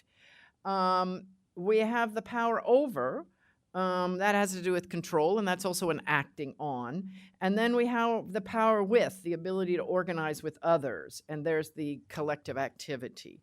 Okay, so now OECD has kind of integrated that as well in their definition of empowerment, which you probably can't read because of the chairs, but it says that economic empowerment is the capacity of women and men to participate in, contribute to, and benefit from growth processes. So we have the element of inclusive growth again, in ways that recognize the value of their contributions, respect their dignity, and make it possible to negotiate a fair distribution of the benefits. So it's not kind of handed to them from God, it's negotiated.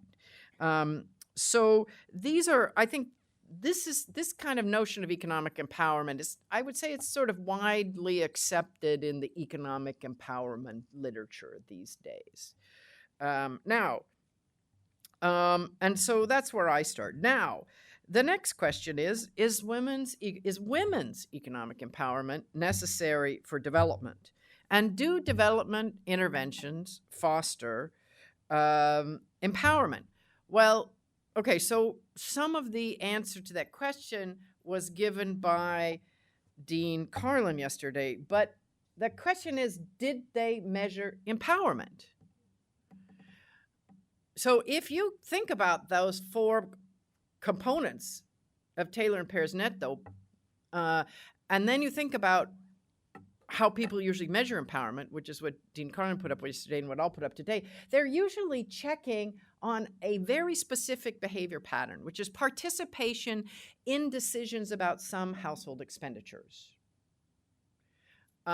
Which, when you think about those four dimensions, so if you read one of these articles on does da-da-da intervention contribute to women's economic empowerment, they'll pay lip service to all these other concepts often in the introduction, But then you see the only thing that's being measured is participation in household economic decisions. And I would argue that that is not really enough. And others who've done these surveys have also argued that it's not really enough, and that it's Dean Carlin explains some of the ways in which those measures may not be done right in the first place, so that's why we may not get results. But in addition, it may not be the only dimension or the dimension that we really want to focus on.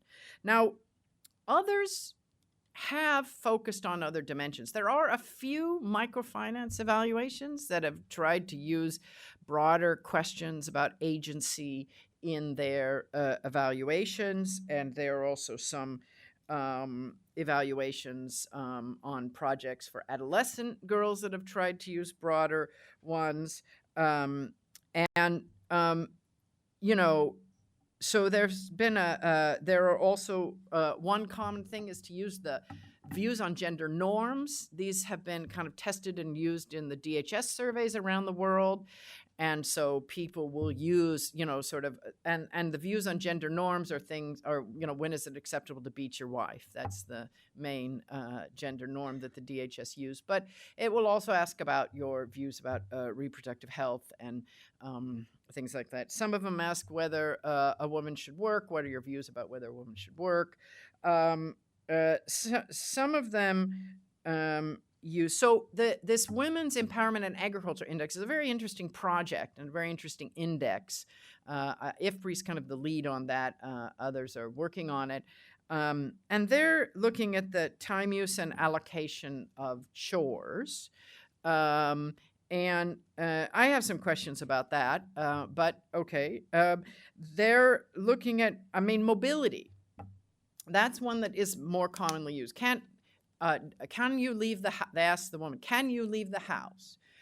Some of studies, a very interesting one from the Pop Council, I thought, which was done on South Africa, actually used GPS systems to look at where female adolescent girls wandered and where adolescent boys traveled, and the difference between the geographical space in which they were allowed to travel, which was quite interesting. And you have the Women's Economic Empowerment Index is also, in Agriculture Index, is also using whether someone belongs to a group or speaks up to capture the power with.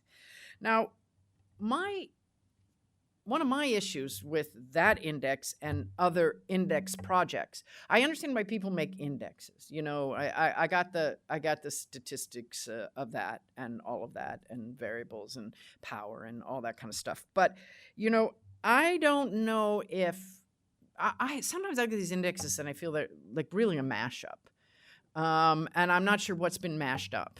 And I really think we need a lot more work on the components of the index and how they relate. And okay, that may mean bigger samples or whatever, but I think we have to ask that question. Okay, so now another element of this is development interventions, outcomes, and measure. Oh, I got to the right one. Okay, so another element of this is how you check whether an intervention increases economic empowerment and whether that's relevant to the outcomes. So if we think about theory of change, some people say, okay, I think economic empowerment is an intervening variable in my theory of change. Here's my final outcome: women's reproductive health, earnings, political participation, whatever. Here's my final outcome. And I think that empowerment is an intervening variable. And some people think, okay, I need to achieve this outcome here, and then empowerment will come. So if women just work, that will develop power and agency. If women just get access to education, that will develop power and agency. If we can just improve educational outcomes. So people think about it in different ways. And I think the evidence on the causality is pretty weak about which one it is to begin with. And whether I'm now doing a project on agricultural transformation and women's economic empowerment. And I think the funder kind of wants us to find that women's economic empowerment is essential for agricultural transformation. And we're not going to find that. It may be essential for inclusive agricultural transformation. But I don't, so Esther Duflo did a very good survey, and other people have surveyed since. And so I think that kind of macro causality is not established. And I'm really not sure we're going to establish it. But there are some interesting RCTs about empowerment as an intervening variable. I think about the Kenya cook stoves, where the ones that were given empowerment training sold more cook stoves than the ones that weren't. And there are a couple other RCTs of that type. That was kind of my question about bundled interventions. That's where I was going on the previous in the previous session about the question. And so a lot of people are a lot of people now are including life skills training to get that empowerment. But of course, the problem is if you're bundling the life skills training with all these things, you don't know actually whether that part of it made a difference. You can check to see whether you got that outcome and it made it, and whether getting that outcome made a difference. But it's a little bit complicated. So I would argue that we need to think about how we're going to research this question. So then, in thinking about how we're going to research this question, okay, am I going the wrong way? I already did this slide, right? Yeah, okay. I think it's important to think about types of empowerment and are they linked? Now, I found this typology of empowerment, which for those of you who can't read, is economic empowerment, political empowerment, social empowerment, and psychological empowerment, in a review by Brody of economic empowerment interventions. And I don't know if it came from those authors or whether it came from someone else. The authors didn't cite it. So if it came from someone else, if you first saw this 20 years ago, do let me know where you saw it. I'd like to cite the original source. But I thought it was kind of an interesting idea. So the idea is that you separate out economic power is the ability of women to access, own, and control resources. It doesn't talk about transactions, by the way, but access, own, and control resources. The second is political empowerment, ability to participate in decision-making focused on access to resources, rights, and entitlements, and it includes legal rights. Social empowerment, the ability to exert control over non-economic decision-making within the household. And psychological empowerment, the ability to make choices and act on them. My problem is I sort of didn't like putting psychological at the end, because remember, we have the interior definition and the behavior. So I wasn't really happy with that. But I also wondered, can you actually separate these? You know, maybe these are linked, but maybe we should separate them to find out if they're linked. So a modest proposal. You will not be able to read my modest proposal. But what we have here is we have going down the side the four types of empowerment: economic, social, political, and psychological. And then attitudes and behaviors. And my idea is we should now in our research start measuring attitudes and behaviors in these four domains. And we should not put everything in an index after we measure it. We should do some work on what are the intercorrelations, how they relate. And I gave examples here, which you can't read, of what's the difference between an attitude and a behavior in a different realm, just to give you some idea. We have, oh God, I'll never be able to read it on my slide. We have here, so an attitude is that you believe women, for economics, is you believe women can, oh, whoops, that wasn't good. You believe women can work outside the home, okay? And a behavior is you went and looked for a job, or you went to job training, right? And in, for example, the social zone might be your attitudes toward gender norms, mobility, whether you think you should be able to leave the house without permission, and your behavior is you do it.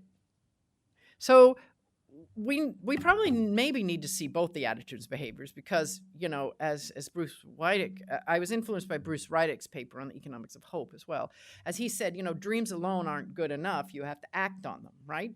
So if all our attitudes are about dreams and not the attitude that I can do it, it's maybe a good idea to check on behavior, but maybe we should find out whether people condone gender-based violence, not just whether they sought help if they got gender-based violence and sought help about how to reduce it.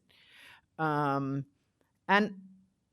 you could have a third column here, which are your non-empowerment outcomes that you think maybe these affect. Now, maybe your non-empowerment outcome is didn't experience gender-based violence. And you can see whether it's the attitude or the behavior that had an effect on it. Or maybe your non-empowerment outcome is you had a lot of earnings. And I better finish up, so I'm not going to give any more. But anyway, you get the idea. Okay, I'm running out of time. I ran out of time. So here are the conclusions. I think we should recognize attitudes and behaviors as key definitions of empowerment. We should try to measure both attitudes and behaviors. We shouldn't get stuck on behaviors and whether, especially not just one specific behavior, one specific negotiation that might happen in a household. We should experiment with scales. And people who don't like to experiment with scales and subjective scales, like our gold standard now in research is medicine, and they've been using pain as a subjective thing. And they've been using scales on pain for years in testing the effectiveness of treatments. So why can't we do it? Let's try. And then, of course, I'm suggesting to separate out the domains. I think we need survey research. Another time we can talk about the vignettes. I'm fascinated if we're starting to use vignettes to anchor some of these domains of the women's empowerment index that they're working on. And let's use experimental designs to see how the domains are linked. Thank you.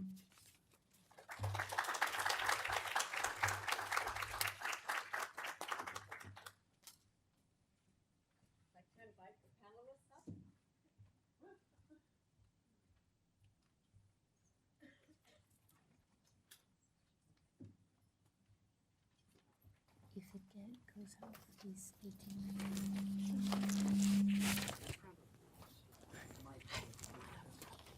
So thank you, Louise, for, I think that was a good segue into the session. I'm Karen Groen, for those of you who don't know me, and I'm really pleased to have been invited to moderate the session, which is on how do we measure empowerment. And here in the session, we'll be talking both about objective ways of measurement, but also subjective dimensions of measurement.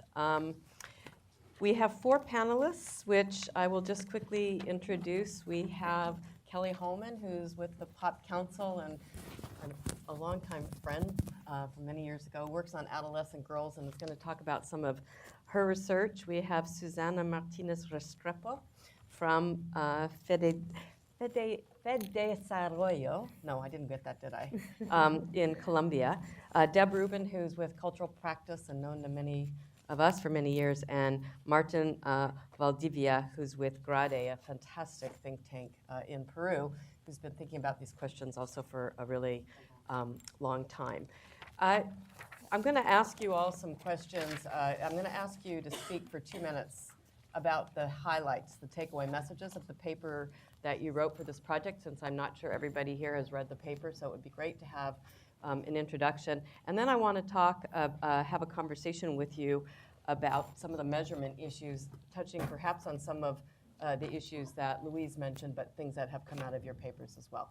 So maybe I can start with you, Kelly, and just the 2-minute elevator speech.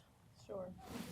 So thank you very much to Myra and to all the organizers of this conference. It's been a great conversation so far. I submitted some slides, but I don't know if they're available or not. But otherwise, I'll do the 2-minute version. But basically, what we have focused on at the Population Council is there's a growing spread between what girls are responsible for and what they have control over starting at puberty. So at puberty, basically, it's a disinvestment point for girls. If you look at the slide that is up on the screen here, the red, this is DHS data from Tanzania showing that by year of age, girls are much more likely to drop out at the point of puberty. So you can see at age 13, 14, these are urban girls. The red is not in school, yellow is behind in school, green is in school. If you go to the next slide, for rural girls, it's even more extreme. The dropout again starts at age 12, 13, 14, around puberty. At this time, girls are expected to take on women's roles, but they're still legally, okay, thank you. Girls are, by gender and cultural norms, girls are expected to take on women's roles, yet they do not have the legal rights of adults, and so they cannot access services, et cetera, opportunities that women can access, when women can access them. There is growing spatial exclusion of girls. This is what Louise mentioned in her talk. This is a slide from South Africa. With age, boys' areas they can navigate in the community actually expand. For girls, it's just the opposite. You can see for girls age 11 and 12, it's the very same community. At 11 and 12, it's almost the same for the blue and yellow. But you can see for girls, their area that they can navigate in the community and actually access services, resources shrinks very, very drastically as they hit puberty. The next slide here, I won't go through every single piece of the slide, but basically when there are economic institutions and services available, job training, savings, microcredit, it's mainly for adult women. Girls are not allowed to access these services. The same, a related point to the sort of gender role issue is the growing dependency burden of girls. So as they get older, as they drop out of school starting at puberty, they start to have children, they start to get married. When they earn income, they start to actually take care of their extended family and other people's children, not just their own children, so dependency burdens grow. This is actually the chances that a woman will experience single motherhood in her lifetime in different countries in sub-Saharan Africa. And you can see the chances are pretty darn high. Most girls will be single mothers in their lives. They do not want to anticipate or expect this. They want to be hopeful and think they'll have a good man in their lives that will help them, but often that is not the case. So that's another piece of it. And then finally, girls do not have social networks. We ask girls to talk about important people in their lives.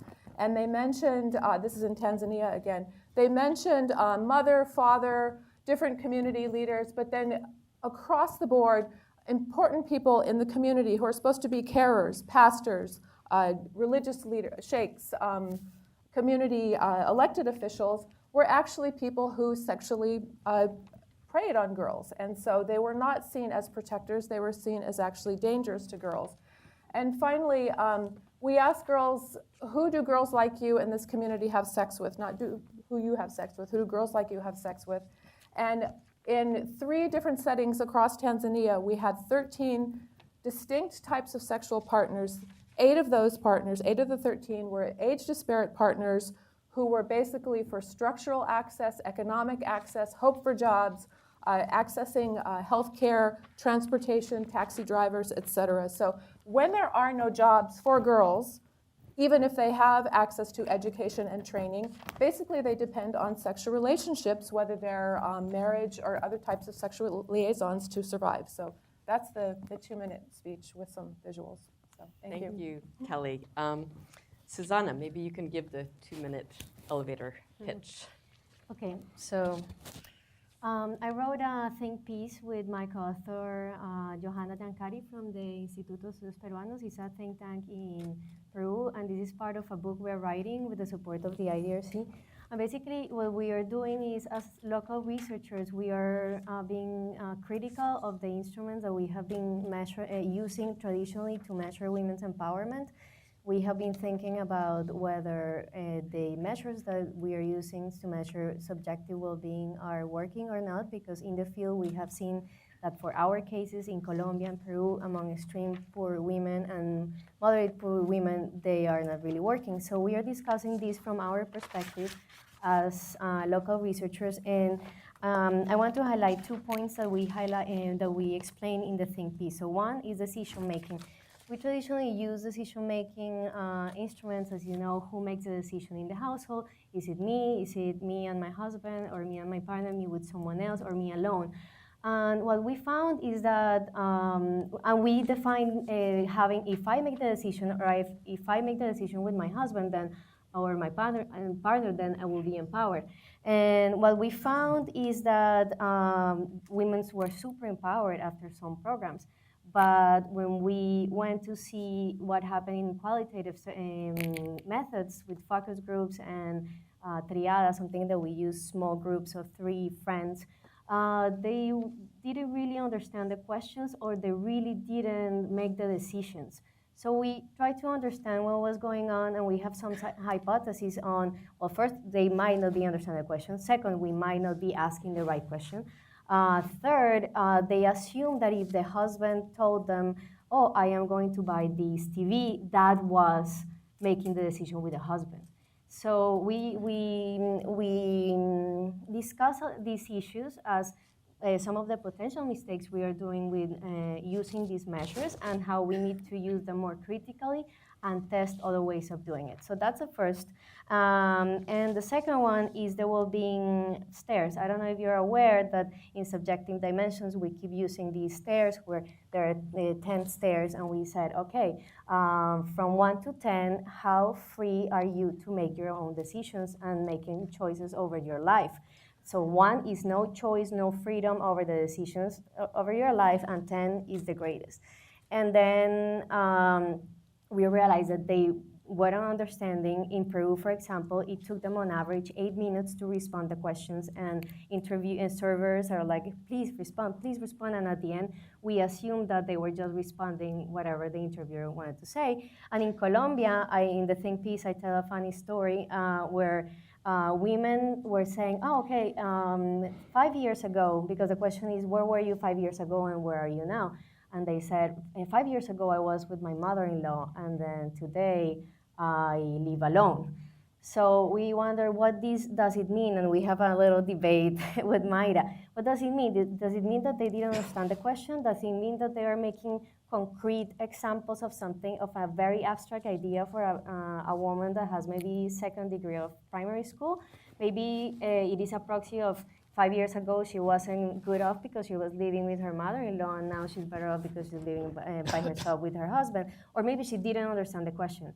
And some of the things that we discuss in this think piece is the difficulty that we find asking abstract ideas to people that have very low education, to women that have very education background, that live on a more day-to-day basis, and that need more concrete examples to measure those very subjective ideas. So in the think piece, we have some ideas of how to tackle these, but I think that we are just discovering what's going on and being critical where we are using, and we need to find a way, the conclusion is that we need to find a way to make questions more related to their day-to-day life, to their concrete life experience, to the life they have in that place, and not a very abstract concept that for someone with a PhD or a master's degree in the US is very easy to ask as agency and freedom of choosing. That is not very easy to understand. So I invite you to read the think piece. Thanks so much. I'm going to go to Martine, who's going to speak about Chris Woodruff's paper, but you have also done so much work on this in your own research that you can do both. So well, just give us what Chris's piece says in the 1 minute, and then you can embellish. Well, okay, so I knew you were going to surprise me. I mean, okay. I have to prepare quickly. So first I sympathize with Marcus that he didn't prepare a paper and he needs to come talk here. I feel the same. I mean, it's complicated, but okay.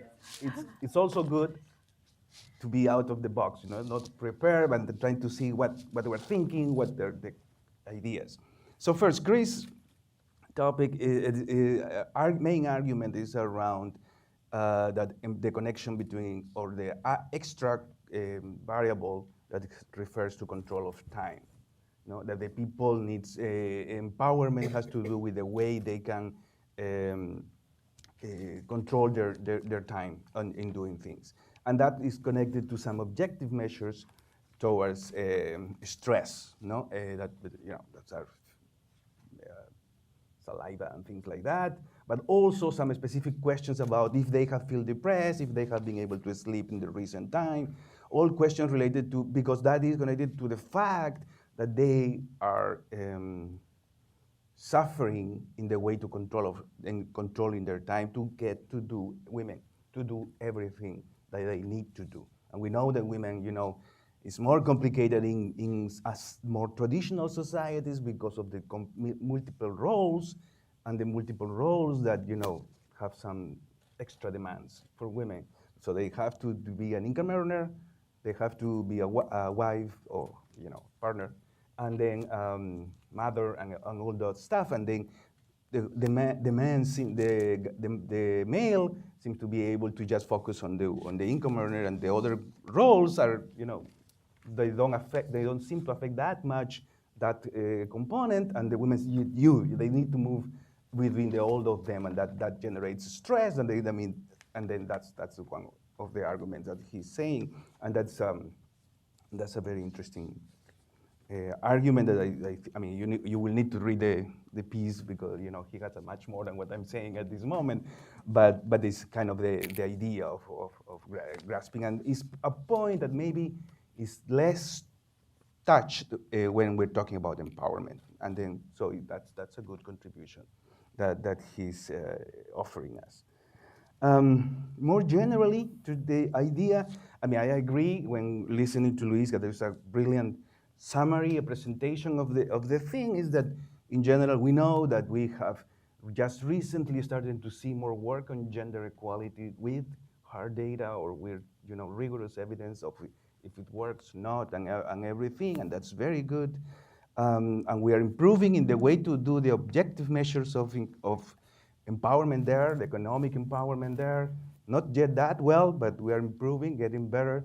But we are even less good at, or very bad in the subjective empowerment component. And I totally agree with Luis in the sense that we need to understand that that's at the heart of the microeconomics or development economics process, really. And then you need to understand how like being an entrepreneur fits within the women's life goals and strategies of fulfilling their what is she trying to achieve through that process, and then observe that kind of thing.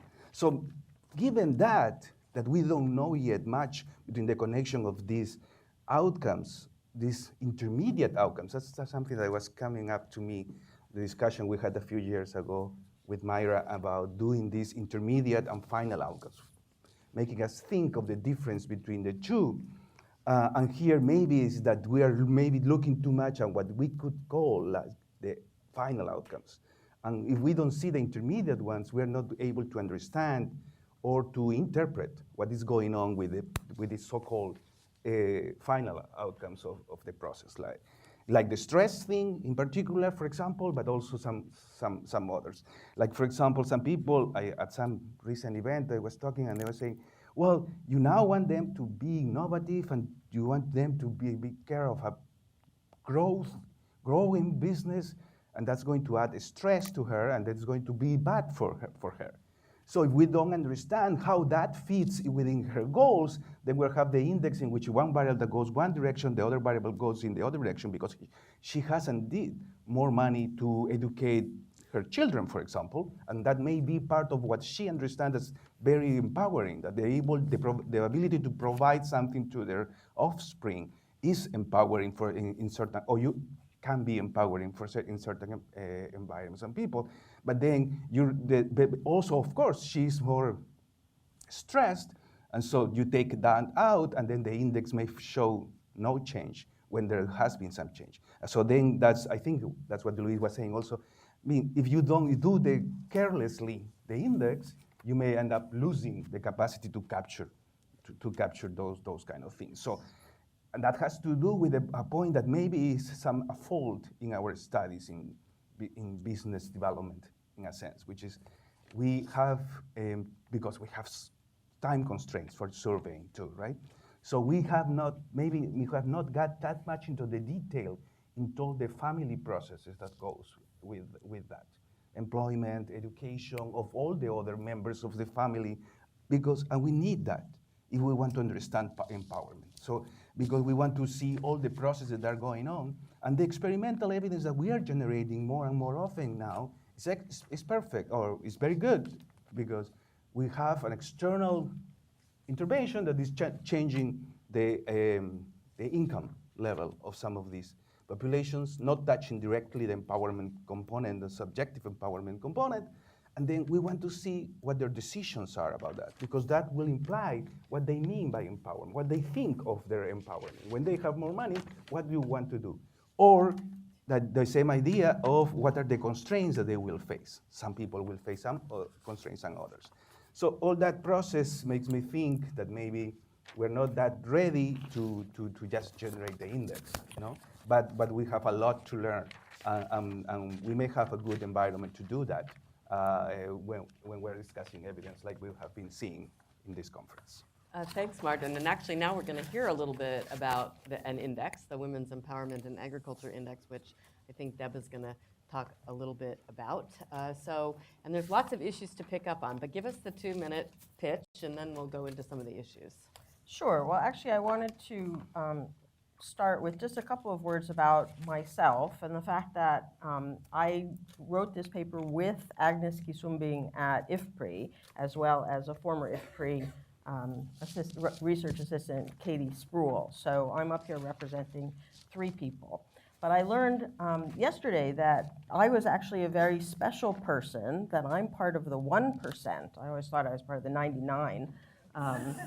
But it turns out that women-owned businesses who actually employ other employees are among 1% of businesses globally. In the US, it's a little higher. But I am actually a woman-owned entrepreneur. So it was fascinating to me to do the assignment that we were given, which was to look at data sources about measuring these subjective components of women's economic empowerment, and to think about what it would be like if I was asked some of those questions. And let me assure you that depending on the day, I would either be very empowered or I would be totally disempowered. So I think it helps me provide some context to some of the data sources that we looked at. Certainly the things that we found, and I'm not speaking only about the WEA here, but we found that, as Louise mentioned, there really are very few globally representative measures of women's subjective measures of women's empowerment. And we were asked particularly to look at rural women entrepreneurs, and that's an even smaller subset. So it's an area where there's definitely a lot of work to be done. What we found were many areas where there were gaps rather than a lot of areas where there was already good work. And some of the gaps that speak specifically to the elements of empowerment that Louise mentioned, which are the individual as well as the institutional and the community, are not a gap being not taking into consideration, for example, the environment within the home, or information about whether or not the spouse or other partners are supportive of the woman's entrepreneurial efforts or economic efforts, wage labor, and so on. Another area that was missing was looking at, again, some of the people have already spoken about that, the relationships between some of these characteristics. So there are a lot of pieces of information that we need to get better information on. We've obviously done a great job in improving the amount of data that we have, but on these particular areas, we still need a lot of work. So on the WEA in particular, it is one of the measures that looks at women's economic activities in rural areas, specifically in agriculture, Women's Empowerment Index in agriculture. And it was formulated by both IFPRI and the Oxford Poverty and Health Institute, so it's a joint effort And funded USAID.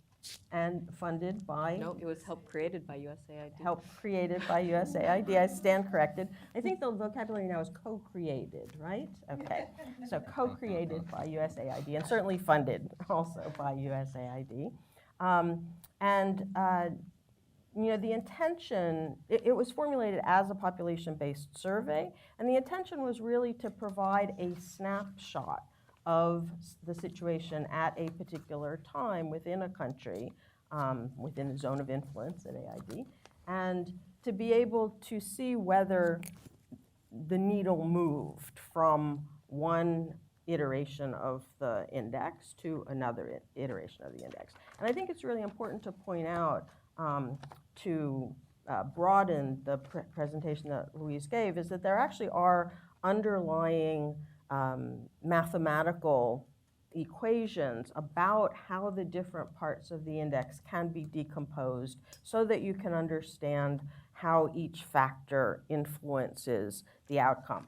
I am not the person to talk about that because actually, Karen, you probably are much better positioned to do that because I come to this as a qualitative person. I'm 1% again in that area. But it's certainly a rigorous formulation that does allow for a taking apart of some of these elements. I'll stop there. Great. I think we have so much food for thought. There's a few things that I want to actually pick up and then and ask some questions about for different of our panelists here. I want to start, I think, with something that Kelly said that I think is really important, and other panelists have referred to it, but in somewhat different ways. And I don't think we've paid enough attention to it. So, of course, everybody talks about a core component being control and decision making. And we've heard a critique of that, and I certainly support Susanna's critique, particularly when it comes to the way that the DHS and others operationalize it about household decision making, which one can argue is more about a norm, for instance, a social norm about what people are expected to do, as opposed to something that's really a meaningful decision, even when you move to large household purchases. And I think we have to, and the more I've worked on this field, I think we have to understand what decision making, what it means. But what Kelly said, and so I'm going to come to you, Susanna, to talk about that in a minute. But Kelly said, we forget what people are also responsible for. And I think that is so important in terms of the context and measuring that. The fact that it is, and we talk about norms, but I don't think we've satisfactorily understood and figured out how to measure how people internalize a norm and what's a real preference or a real action in absence of a norm versus the norm itself. And it's not just the norm, it's actually the fact that if you do something sometimes because you're coerced to do it. So the threat of violence, if you don't get the dinner to the table on time, is something that's really important. And how do we bring these issues into this area? So it's not just Louise's attitude and behavior. This piece is absolutely critical to get into this. So Kelly, can you say a little bit more about how you think we should address that? It's tough. Sure.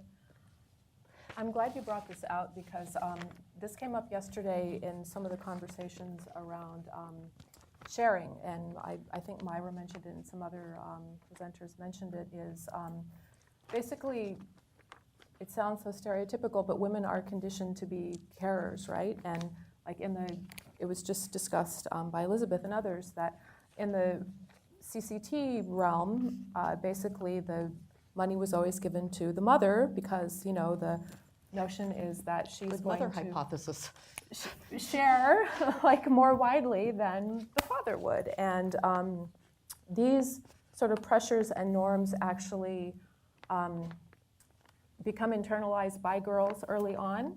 And when it comes to caretaking of siblings, when it comes to helping with household chores, whether it's in a sort of day-to-day environment, or even when push comes to shove in humanitarian and emergency situations as well, it's often the girls who are the ones who are willing to, you know, get married early to relieve their families of an economic burden. The girls are the ones who go out and basically, you know, bring the dinner home, regardless of whether it's an, you know, unsavory way of, you know, having to do that. And so I really think this this really starts to erode women's control over the resources that they do start to have, you know, later in life, whether it's from earning income or money from, you know, parents, friends, whatever it is,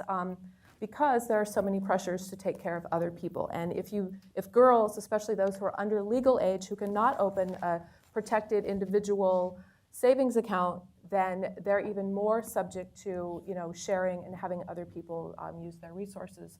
We actually did an experiment where girls were introduced to savings accounts and met frequently in their sort of girls' collectives.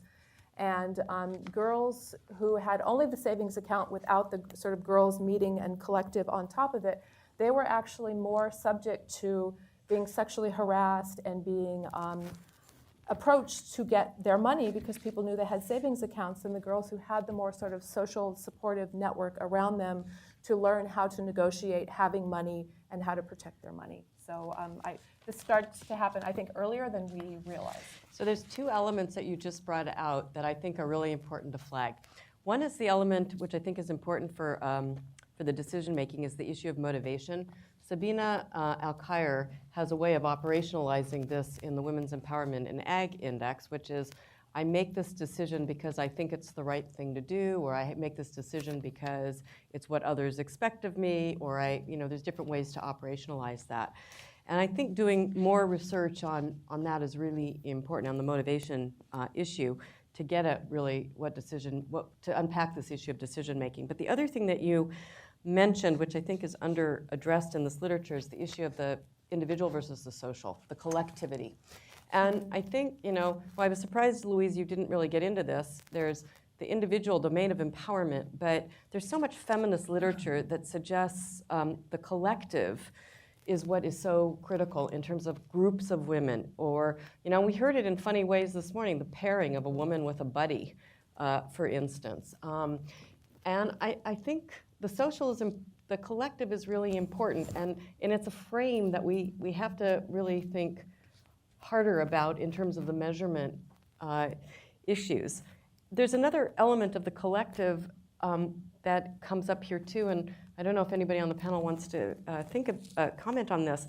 At this conference that both Susanna and I were at in Göttingen, Germany, a few weekends ago, we heard this again from Sonal Desai, who's a wonderful researcher, sociology at University of Maryland. And she really distrusts measures of empowerment, individual measures of empowerment.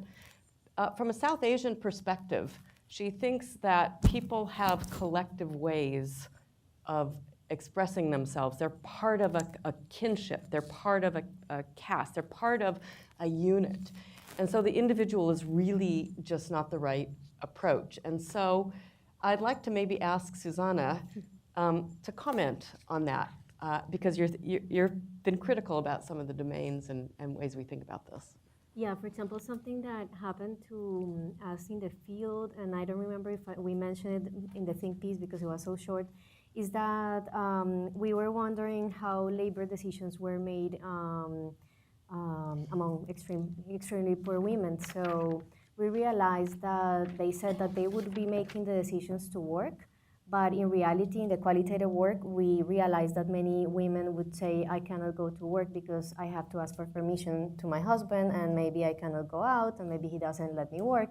So we did a behavioral experiment about that, and we found significant effects to whether the experiment was, the treatment group was having the husbands present in the negotiation, and we offer a job, and then not having the husband present, and there were some constraints like child care, the cost of transportation, and we found an effect, so that means that that matters. But very interestingly, I was presenting this in Germany in the Feminist Economics Conference last year, and I saw this presentation by Nadisha from Bangladesh. I don't remember her last name. And she was showing her results on how the same labor decisions that were like, oh, this is not an so first step, this is not an individual issue. This is something that they have to negotiate with their partner. So we have to be take into account that when we measure. But second step, she was saying that in Bangladesh, they have to negotiate with their partner or husband and then with their in-laws. So that was so interesting because we are forgetting the whole family context and also the differences among cultures and among socioeconomic status. So for example, me as a Colombian from a highly educated background, I tend to be more individualistic and make the decisions on an individual manner. But then I cannot go and impose my individualistic values from my PhD in the US to those women that I am interviewing because they have values that are more into the family, maybe a nuclear family in the case of Colombia. But then I cannot go to Bangladesh, and I have to take into account the mother-in-law, the father-in-law, the husband, and sometimes the siblings of the husband. So the negotiation gets very complicated, and I think that we need to account for that. And that is why, for example, we were talking in Germany why DHS is so complicated. It allows us to compare across countries, but it might not be relevant across all countries because these realities among the collectivity and the individual and what we need to take into account is completely different. And a very interesting proposal that came up, not to destroy the DHS because it's great, is to have some general measures and then some specific measures to each country, to each culture, so that we can compare, but we can also know what's going on locally. So Martin, maybe you, sorry, okay, Deb, I know you want to comment on this, then we'll go down the line. Yeah, go ahead. So I think that both the early WEA work as well as the work of IFPRI on its Gender, Agricultural, and Assets project has demonstrated exactly what you're talking about in trying to parse out the definitions of empowerment in the early WEA work. It was found that the women in Uganda were considering empowerment only when they themselves, as individuals, were able to control assets, whereas in Bangladesh, it was precisely what you were talking about, Susanna. It was that women within the context of the household who were able to gain assets and more access to resources felt more empowered. So the collective was important in the one Asian case, and the collective was less important in the sense of how it supported the individual, but certainly important in the sense that it was those norms that said that an individual is empowered if the individual can control the assets. And I think that that's something that now in the second round of the IFPRI's development of the project level WEA, they're really trying to tease out to a much greater degree. How are they doing it? They have added a series of modules, I think along the lines that you were just mentioning, about trying to have a set of core modules and then other modules that will be dealing with questions of autonomy, dealing about questions on self-efficacy, self-confidence, and some of those more subjective measures. Martin, do you want to weigh in on this? Yeah, well, I totally agree that some of the problems for generating a global index will have to do with the idea that the definition of empowerment cannot be set only at the individual level, but you go to the family, the extended family, the kinship, the country, I guess. I mean, everything plays a role, and it's going to be difficult to go through. And that's part of what I had in mind when I was saying maybe we're not that ready to generate an index in the process. But for the discussion and for this meeting, once I was invited, I came back to look at my data, this study that I published in JDE, and then we got some training intervention and that was generating some income shock increase profitability of their businesses. And the point I was saying in the previous presentation, the point is to see what do the people do with that, and what does that tell us about their concepts of empowerment, right? And then when I looked at it, and I looked at that survey, we had the time use questions in the process, no? And then it was very clear, and that has to do also with the dynamics, because we had two measurements, one a year after intervention and another one a second year. And so the interesting thing was happening with those kids that were transitioning from school towards university or something like that, okay? So those were the ones that immediately after the business was generating profitability, investment in their education was generated. I mean, in terms of time, probably they were going to fall into their dedication to education because, go to university is more expensive, it's a completely different story, but these guys were able to go into that process. And then you go 2 years later, and then you see that they are also more employed in independent jobs. So then now you have to think about why is it that if she was a business person that was self-employed, but when she's trying to improve the situation of their kids, she's going through the position of the dependent job, probably with Social Security and all that stuff. Because in part, I interpret possibly what that point is, their definition of empowerment is through her kids. And then that's what she's doing. And then probably she also has more stress as a result of that. But in the process, she's probably moving in the right direction, maybe. But that's what we need to learn about that. Okay, so I'm going to open up the floor, but I want to just have you think about one question that I want you all to come back to, which is this issue of this time dimension, right? And I'm interested in, it's connected to the issue of empowerment as a process. And does the subjective get us to the process closer than, get us closer to the issue of it being a process as opposed to some of these other objective domains? Anybody want to take a first stab at that? Maybe I can just not fully address the question, but just mention a piece of research. We did an experiment in South Africa where one group of young people, boys and girls, were given different kinds of life skills plus stress reduction, and then another where they were given the same life skills, but instead of stress reduction, they were given financial education. And the stress reduction group actually was able to save more than the financial education group. And we think, it's because in people's lives who are surrounded by poverty, HIV, no parents, food insecurity, lots of different things, stresses make you not have great decision making, right? And so a way to deal with some of the stresses that Martin is talking about, those kind of skills could potentially be important. So that's kind of some of the process stuff that I think is, we really need to get a better handle on.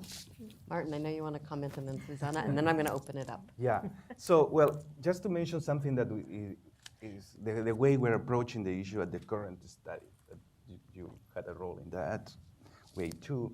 And people, and then we actually were coerced towards doing better at trying to measure this thing. So some people I'm looking at in particular. No, the point is, one of the things that I was reviewing in my data that we start to see in the process is that we have questions that may feel as inputs of some other outcomes. So if stress is an issue in the process, so if you in the business training provide some issues to deal with that, you may be more empowering than others' interventions. So in our study here, we were working about the idea of providing a support network, right?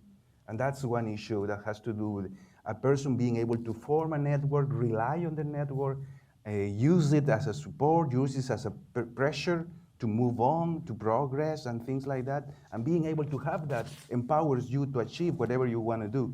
in the process. The other thing I was thinking that has to do with soft skills for entrepreneurs has to do with the idea of delegation. I think, Luis, you mentioned that, right? Very important. If you are talking about very small businesses, many of them, my hypothesis or my prejudice at this moment is they did it on their own, by themselves, doing everything, taking care of every single detail of their businesses. And now it's going to grow. And if they don't learn how to delegate the process, then the situation is going to be extremely stressful and probably fail in the process of trying to grow because she cannot handle everything. If she handles everything at 100, she cannot handle everything when she wants to do 1,000, something like that. So those soft skills from entrepreneurs are something that we need to consider a lot in terms of the future studies of what we want to do to empower women. I think it's so interesting, Martin, because maybe there's a different interpretation of this not necessarily being soft skills, but it goes to this decision-making issue. A decision to delegate and not do it all yourself is a really interesting thing that might matter clearly in an economic domain. It might matter in the household but as you well. also need the resources. But you need the to be able resources to delegate. delegate. Right. It means hiring staff or hiring services and so on, which creates the stress. But if I could just add one point, I think, I'm not sure I understand exactly where you're going with the question, but if part of it is about trying to understand how much time a woman is spending in particular types of activities as opposed to others, and if we can understand in part of the definition of empowerment as reducing time spent in certain kinds of activities and increasing time spent in other activities, whether it's leisure or something else. I think especially in thinking about entrepreneurship, one of the components is the quality of time that you spend. So if you're really enjoying what you're doing, and so many women who are running their own businesses do say that they do it in part because they enjoy that sense of autonomy and independence and so on, then we would have to have two measures. One which would be about the actual number of hours, and the other which would be something like, how satisfied are you with the time that you're spending on this? And that also speaks to something that came up in the earlier session about both the importance of context, and then Marcus mentioned something about doing qual and quant work. And I think that there's that role for mixed methods to be able to get at some of those questions. Susanna, last word, and then we're going to take two questions from the audience. Yes, so for example, some of the studies that I have done in Colombia show that, for example, on average in Colombia, in rural areas, a woman spends 10 hours doing household duties and taking care of children and the elder, and men 2 hours on average. So there's a huge problem there, and they have limited opportunity because of that. But I agree with what you said, and we were kind of becoming philosophers yesterday with Martin talking about that, because we have to take into account choice. So do I have the choice to use that time that way, or I don't have the choice? So for example, right now I open a foundation to empower women, and I have 2 jobs, and I'm working 18 hours per day, but I'm so happy. I am time poor, but this is my choice.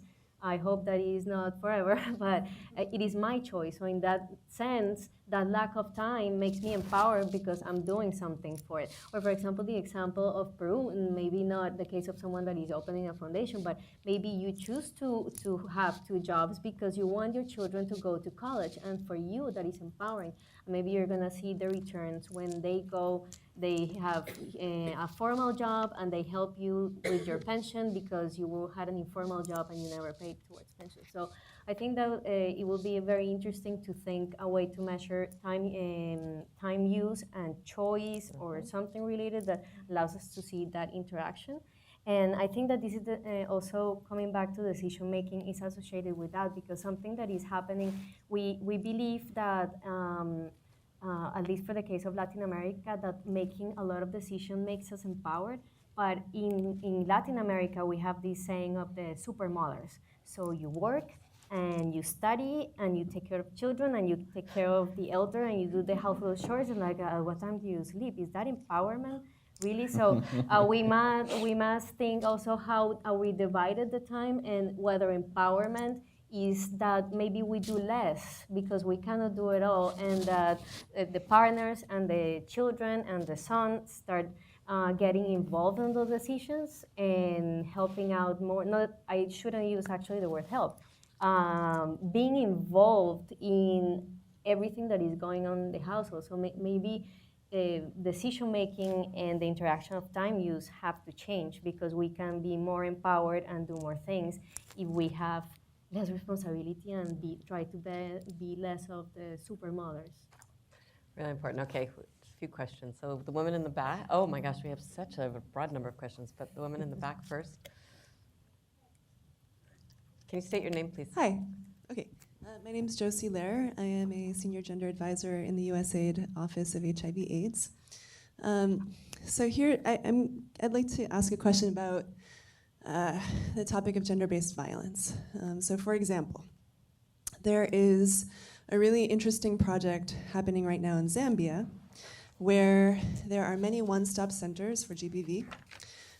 Survivors come, they receive sort of the standard suite of services of medical, legal, and psychosocial, and this project has added innovatively the element of referring survivors to economic empowerment programs, with the understanding that a great reason for women not leaving violent partnerships is because of economic dependence on the partner.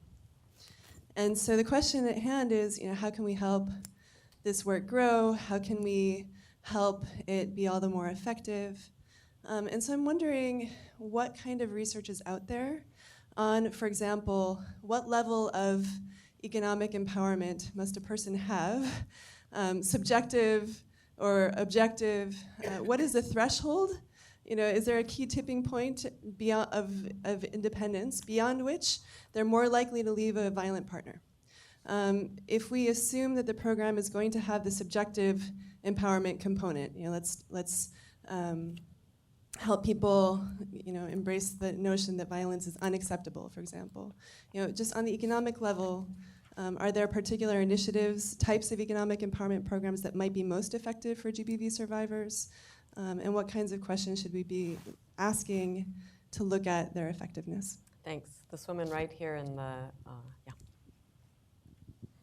Thank you. Hi, I'm Sheila Scott with IREX's Center for Applied Learning and Impact. My question is about technology and women's economic empowerment. So clearly technologies like washing machine, microwaves, right, have done a lot in terms of time saving for the wealthy, particularly in the global north. But what about ICT, information and communication technologies? I haven't heard very much talk about that. Technology itself is neutral. It can amplify opportunities as well as inequalities. But it also, in the case of ICTs and some research we're doing on the gender-digital divide, can be a massive time waste. And we're seeing this in particular when we're looking at gender differences in women's opportunities and constraints. And I'm wondering if you are looking at this in your research, including it in indicators, for example, in terms of attitudes and behavioral change, and any research you may recommend that the rest of us look at when we're designing our programs. Thank you. Deb, would you like to take the question on violence? On violence? Well, I thought you were going to let me do technology. Well, okay, unless somebody else. Kelly, do you want to do that? One of you, well, or either one? Something about technology. Yeah. Do you want to speak about violence? I can say something, but if you would like to take that. I guess I would just say that this is a question that's been with us for a long time. Myra was one of the people working on this many years ago. I don't know that there is a clear, definitive answer that we have, and I think a lot of it depends on the age of the individual, the context as well, and also remembering that it's not just economic factors that keep women in relationships, it's other things as well. So there is literature out there that we can refer you to, but I don't know that we have a sort of cut and dry, one-size-fits-all answer. Just one other piece. If you don't know, the George Washington Global Women's Institute has some phenomenal resources that some are meta-evaluations of a lot of the research literature on the relationship between gender-based violence and economic interventions. So go onto their website and you'll find a lot there. ICT? Okay, so, so 3 things. I can think about 3 things. One is a project that is being developed in Colombia by Ana María Ibáñez from Universidad de los Andes, which is actually randomizing washing machines to women so that the time use changes. That's really interesting. I don't know still the result, but the hypothesis is that, for example, these 10 hours that I'm talking about, when we disaggregate, like 5 hours are washing clothing. So by randomizing washing machines and what happens to that, that can improve the time use. Actually, in some poor neighborhoods in Bogota, I saw a very interesting practice, which is they buy very small washing machines that can be portable, and they rent them for like $1 an hour. So you can take the washing machine to your house, stay there 1 hour, wash your stuff, and go. So that can improve time management. I don't know the results, but Ana María Ibáñez from Universidad de los Andes, you can look for her to see if there's something published. Another thing that is very interesting, and also we have several examples worldwide and in Colombia, is banking through cell phones. And yesterday we had a panel about that. So that's allowing a lot of rural women to access banking financial services in rural areas. So I think that that's something technology is allowing to close that financial gap. And something really interesting that I am doing also with the IDRC on another project, and I think is quite new what we're thinking is, we're trying to understand in education what is going on with the use of technologies in education and how girls and boys relate differently with technologies and how that is associated to the gaps we see in math. And this could explain, this is a little research question, but this could explain eventually why there are so many, why there's such a huge gap in STEM, science, technology, engineering, and math between boys and girls. So we are looking at methodologies on how to measure these, and what we're trying to see is whether when you use technologies, what happens with girls and with boys, what happens with teachers, whether teachers are paying more attention to girls or to boys, whether they're helping more girls or boys. And we are planning a little experiment with a platform called Brightspace, so that we can kind of do a little spy with analytics within the computers to see how girls and boys are acting differently with the technology and have some outcomes. So this is a little bit new and we're still discovering, but it's a way that first question is how we interact differently with technology in math, for example, and language, and whether that is associated with our career choice. And second, to see what's really going on what we are doing with technology. So we are starting to see that, and I think that there's a huge opportunity with big data and analytics, but we are still understanding how big data and analytics is working. So I think that that's going to be something for the next 20 years to discover. I'll just add a very quick comment. I would challenge the notion that the technology is neutral. And what we're seeing in particularly in the area of sanitation, as well as in agriculture, that the design of the technology itself is very important in whether there's uptake by men or by women. So the Gates Foundation is doing a lot of work on sanitation, the right kind of toilet that will speak to both men's and women's needs. And USAID is funding a project, it's called Ingenious. We're working on part of that, looking at technology and agricultural extension and doing a technology assessment for different types of technology. Well, just a little comment about what is in there in the research for that. I mean, the issue of domestic violence, for me, brings the point of social norms at play, and so you don't think only about the individual, but a collective effort to try to empower women in that process. So doing that is very complicated. We're trying to innovate a lot into that. Behavioral economics is maybe one area in which can help in the process.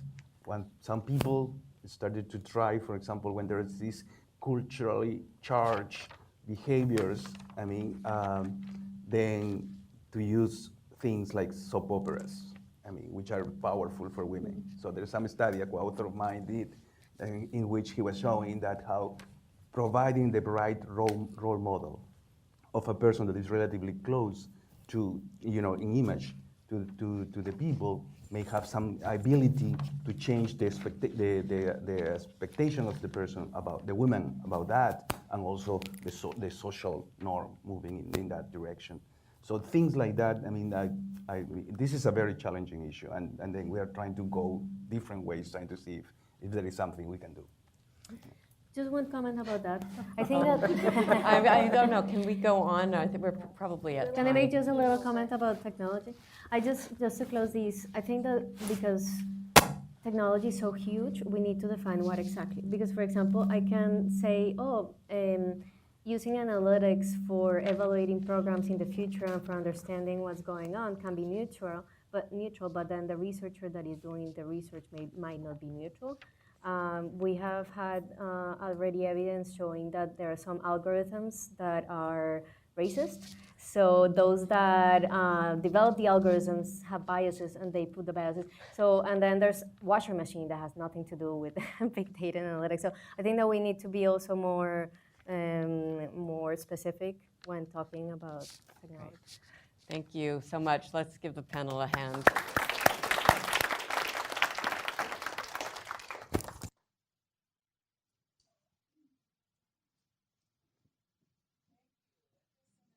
Wonderful this panel was that we've gone another 15 minutes.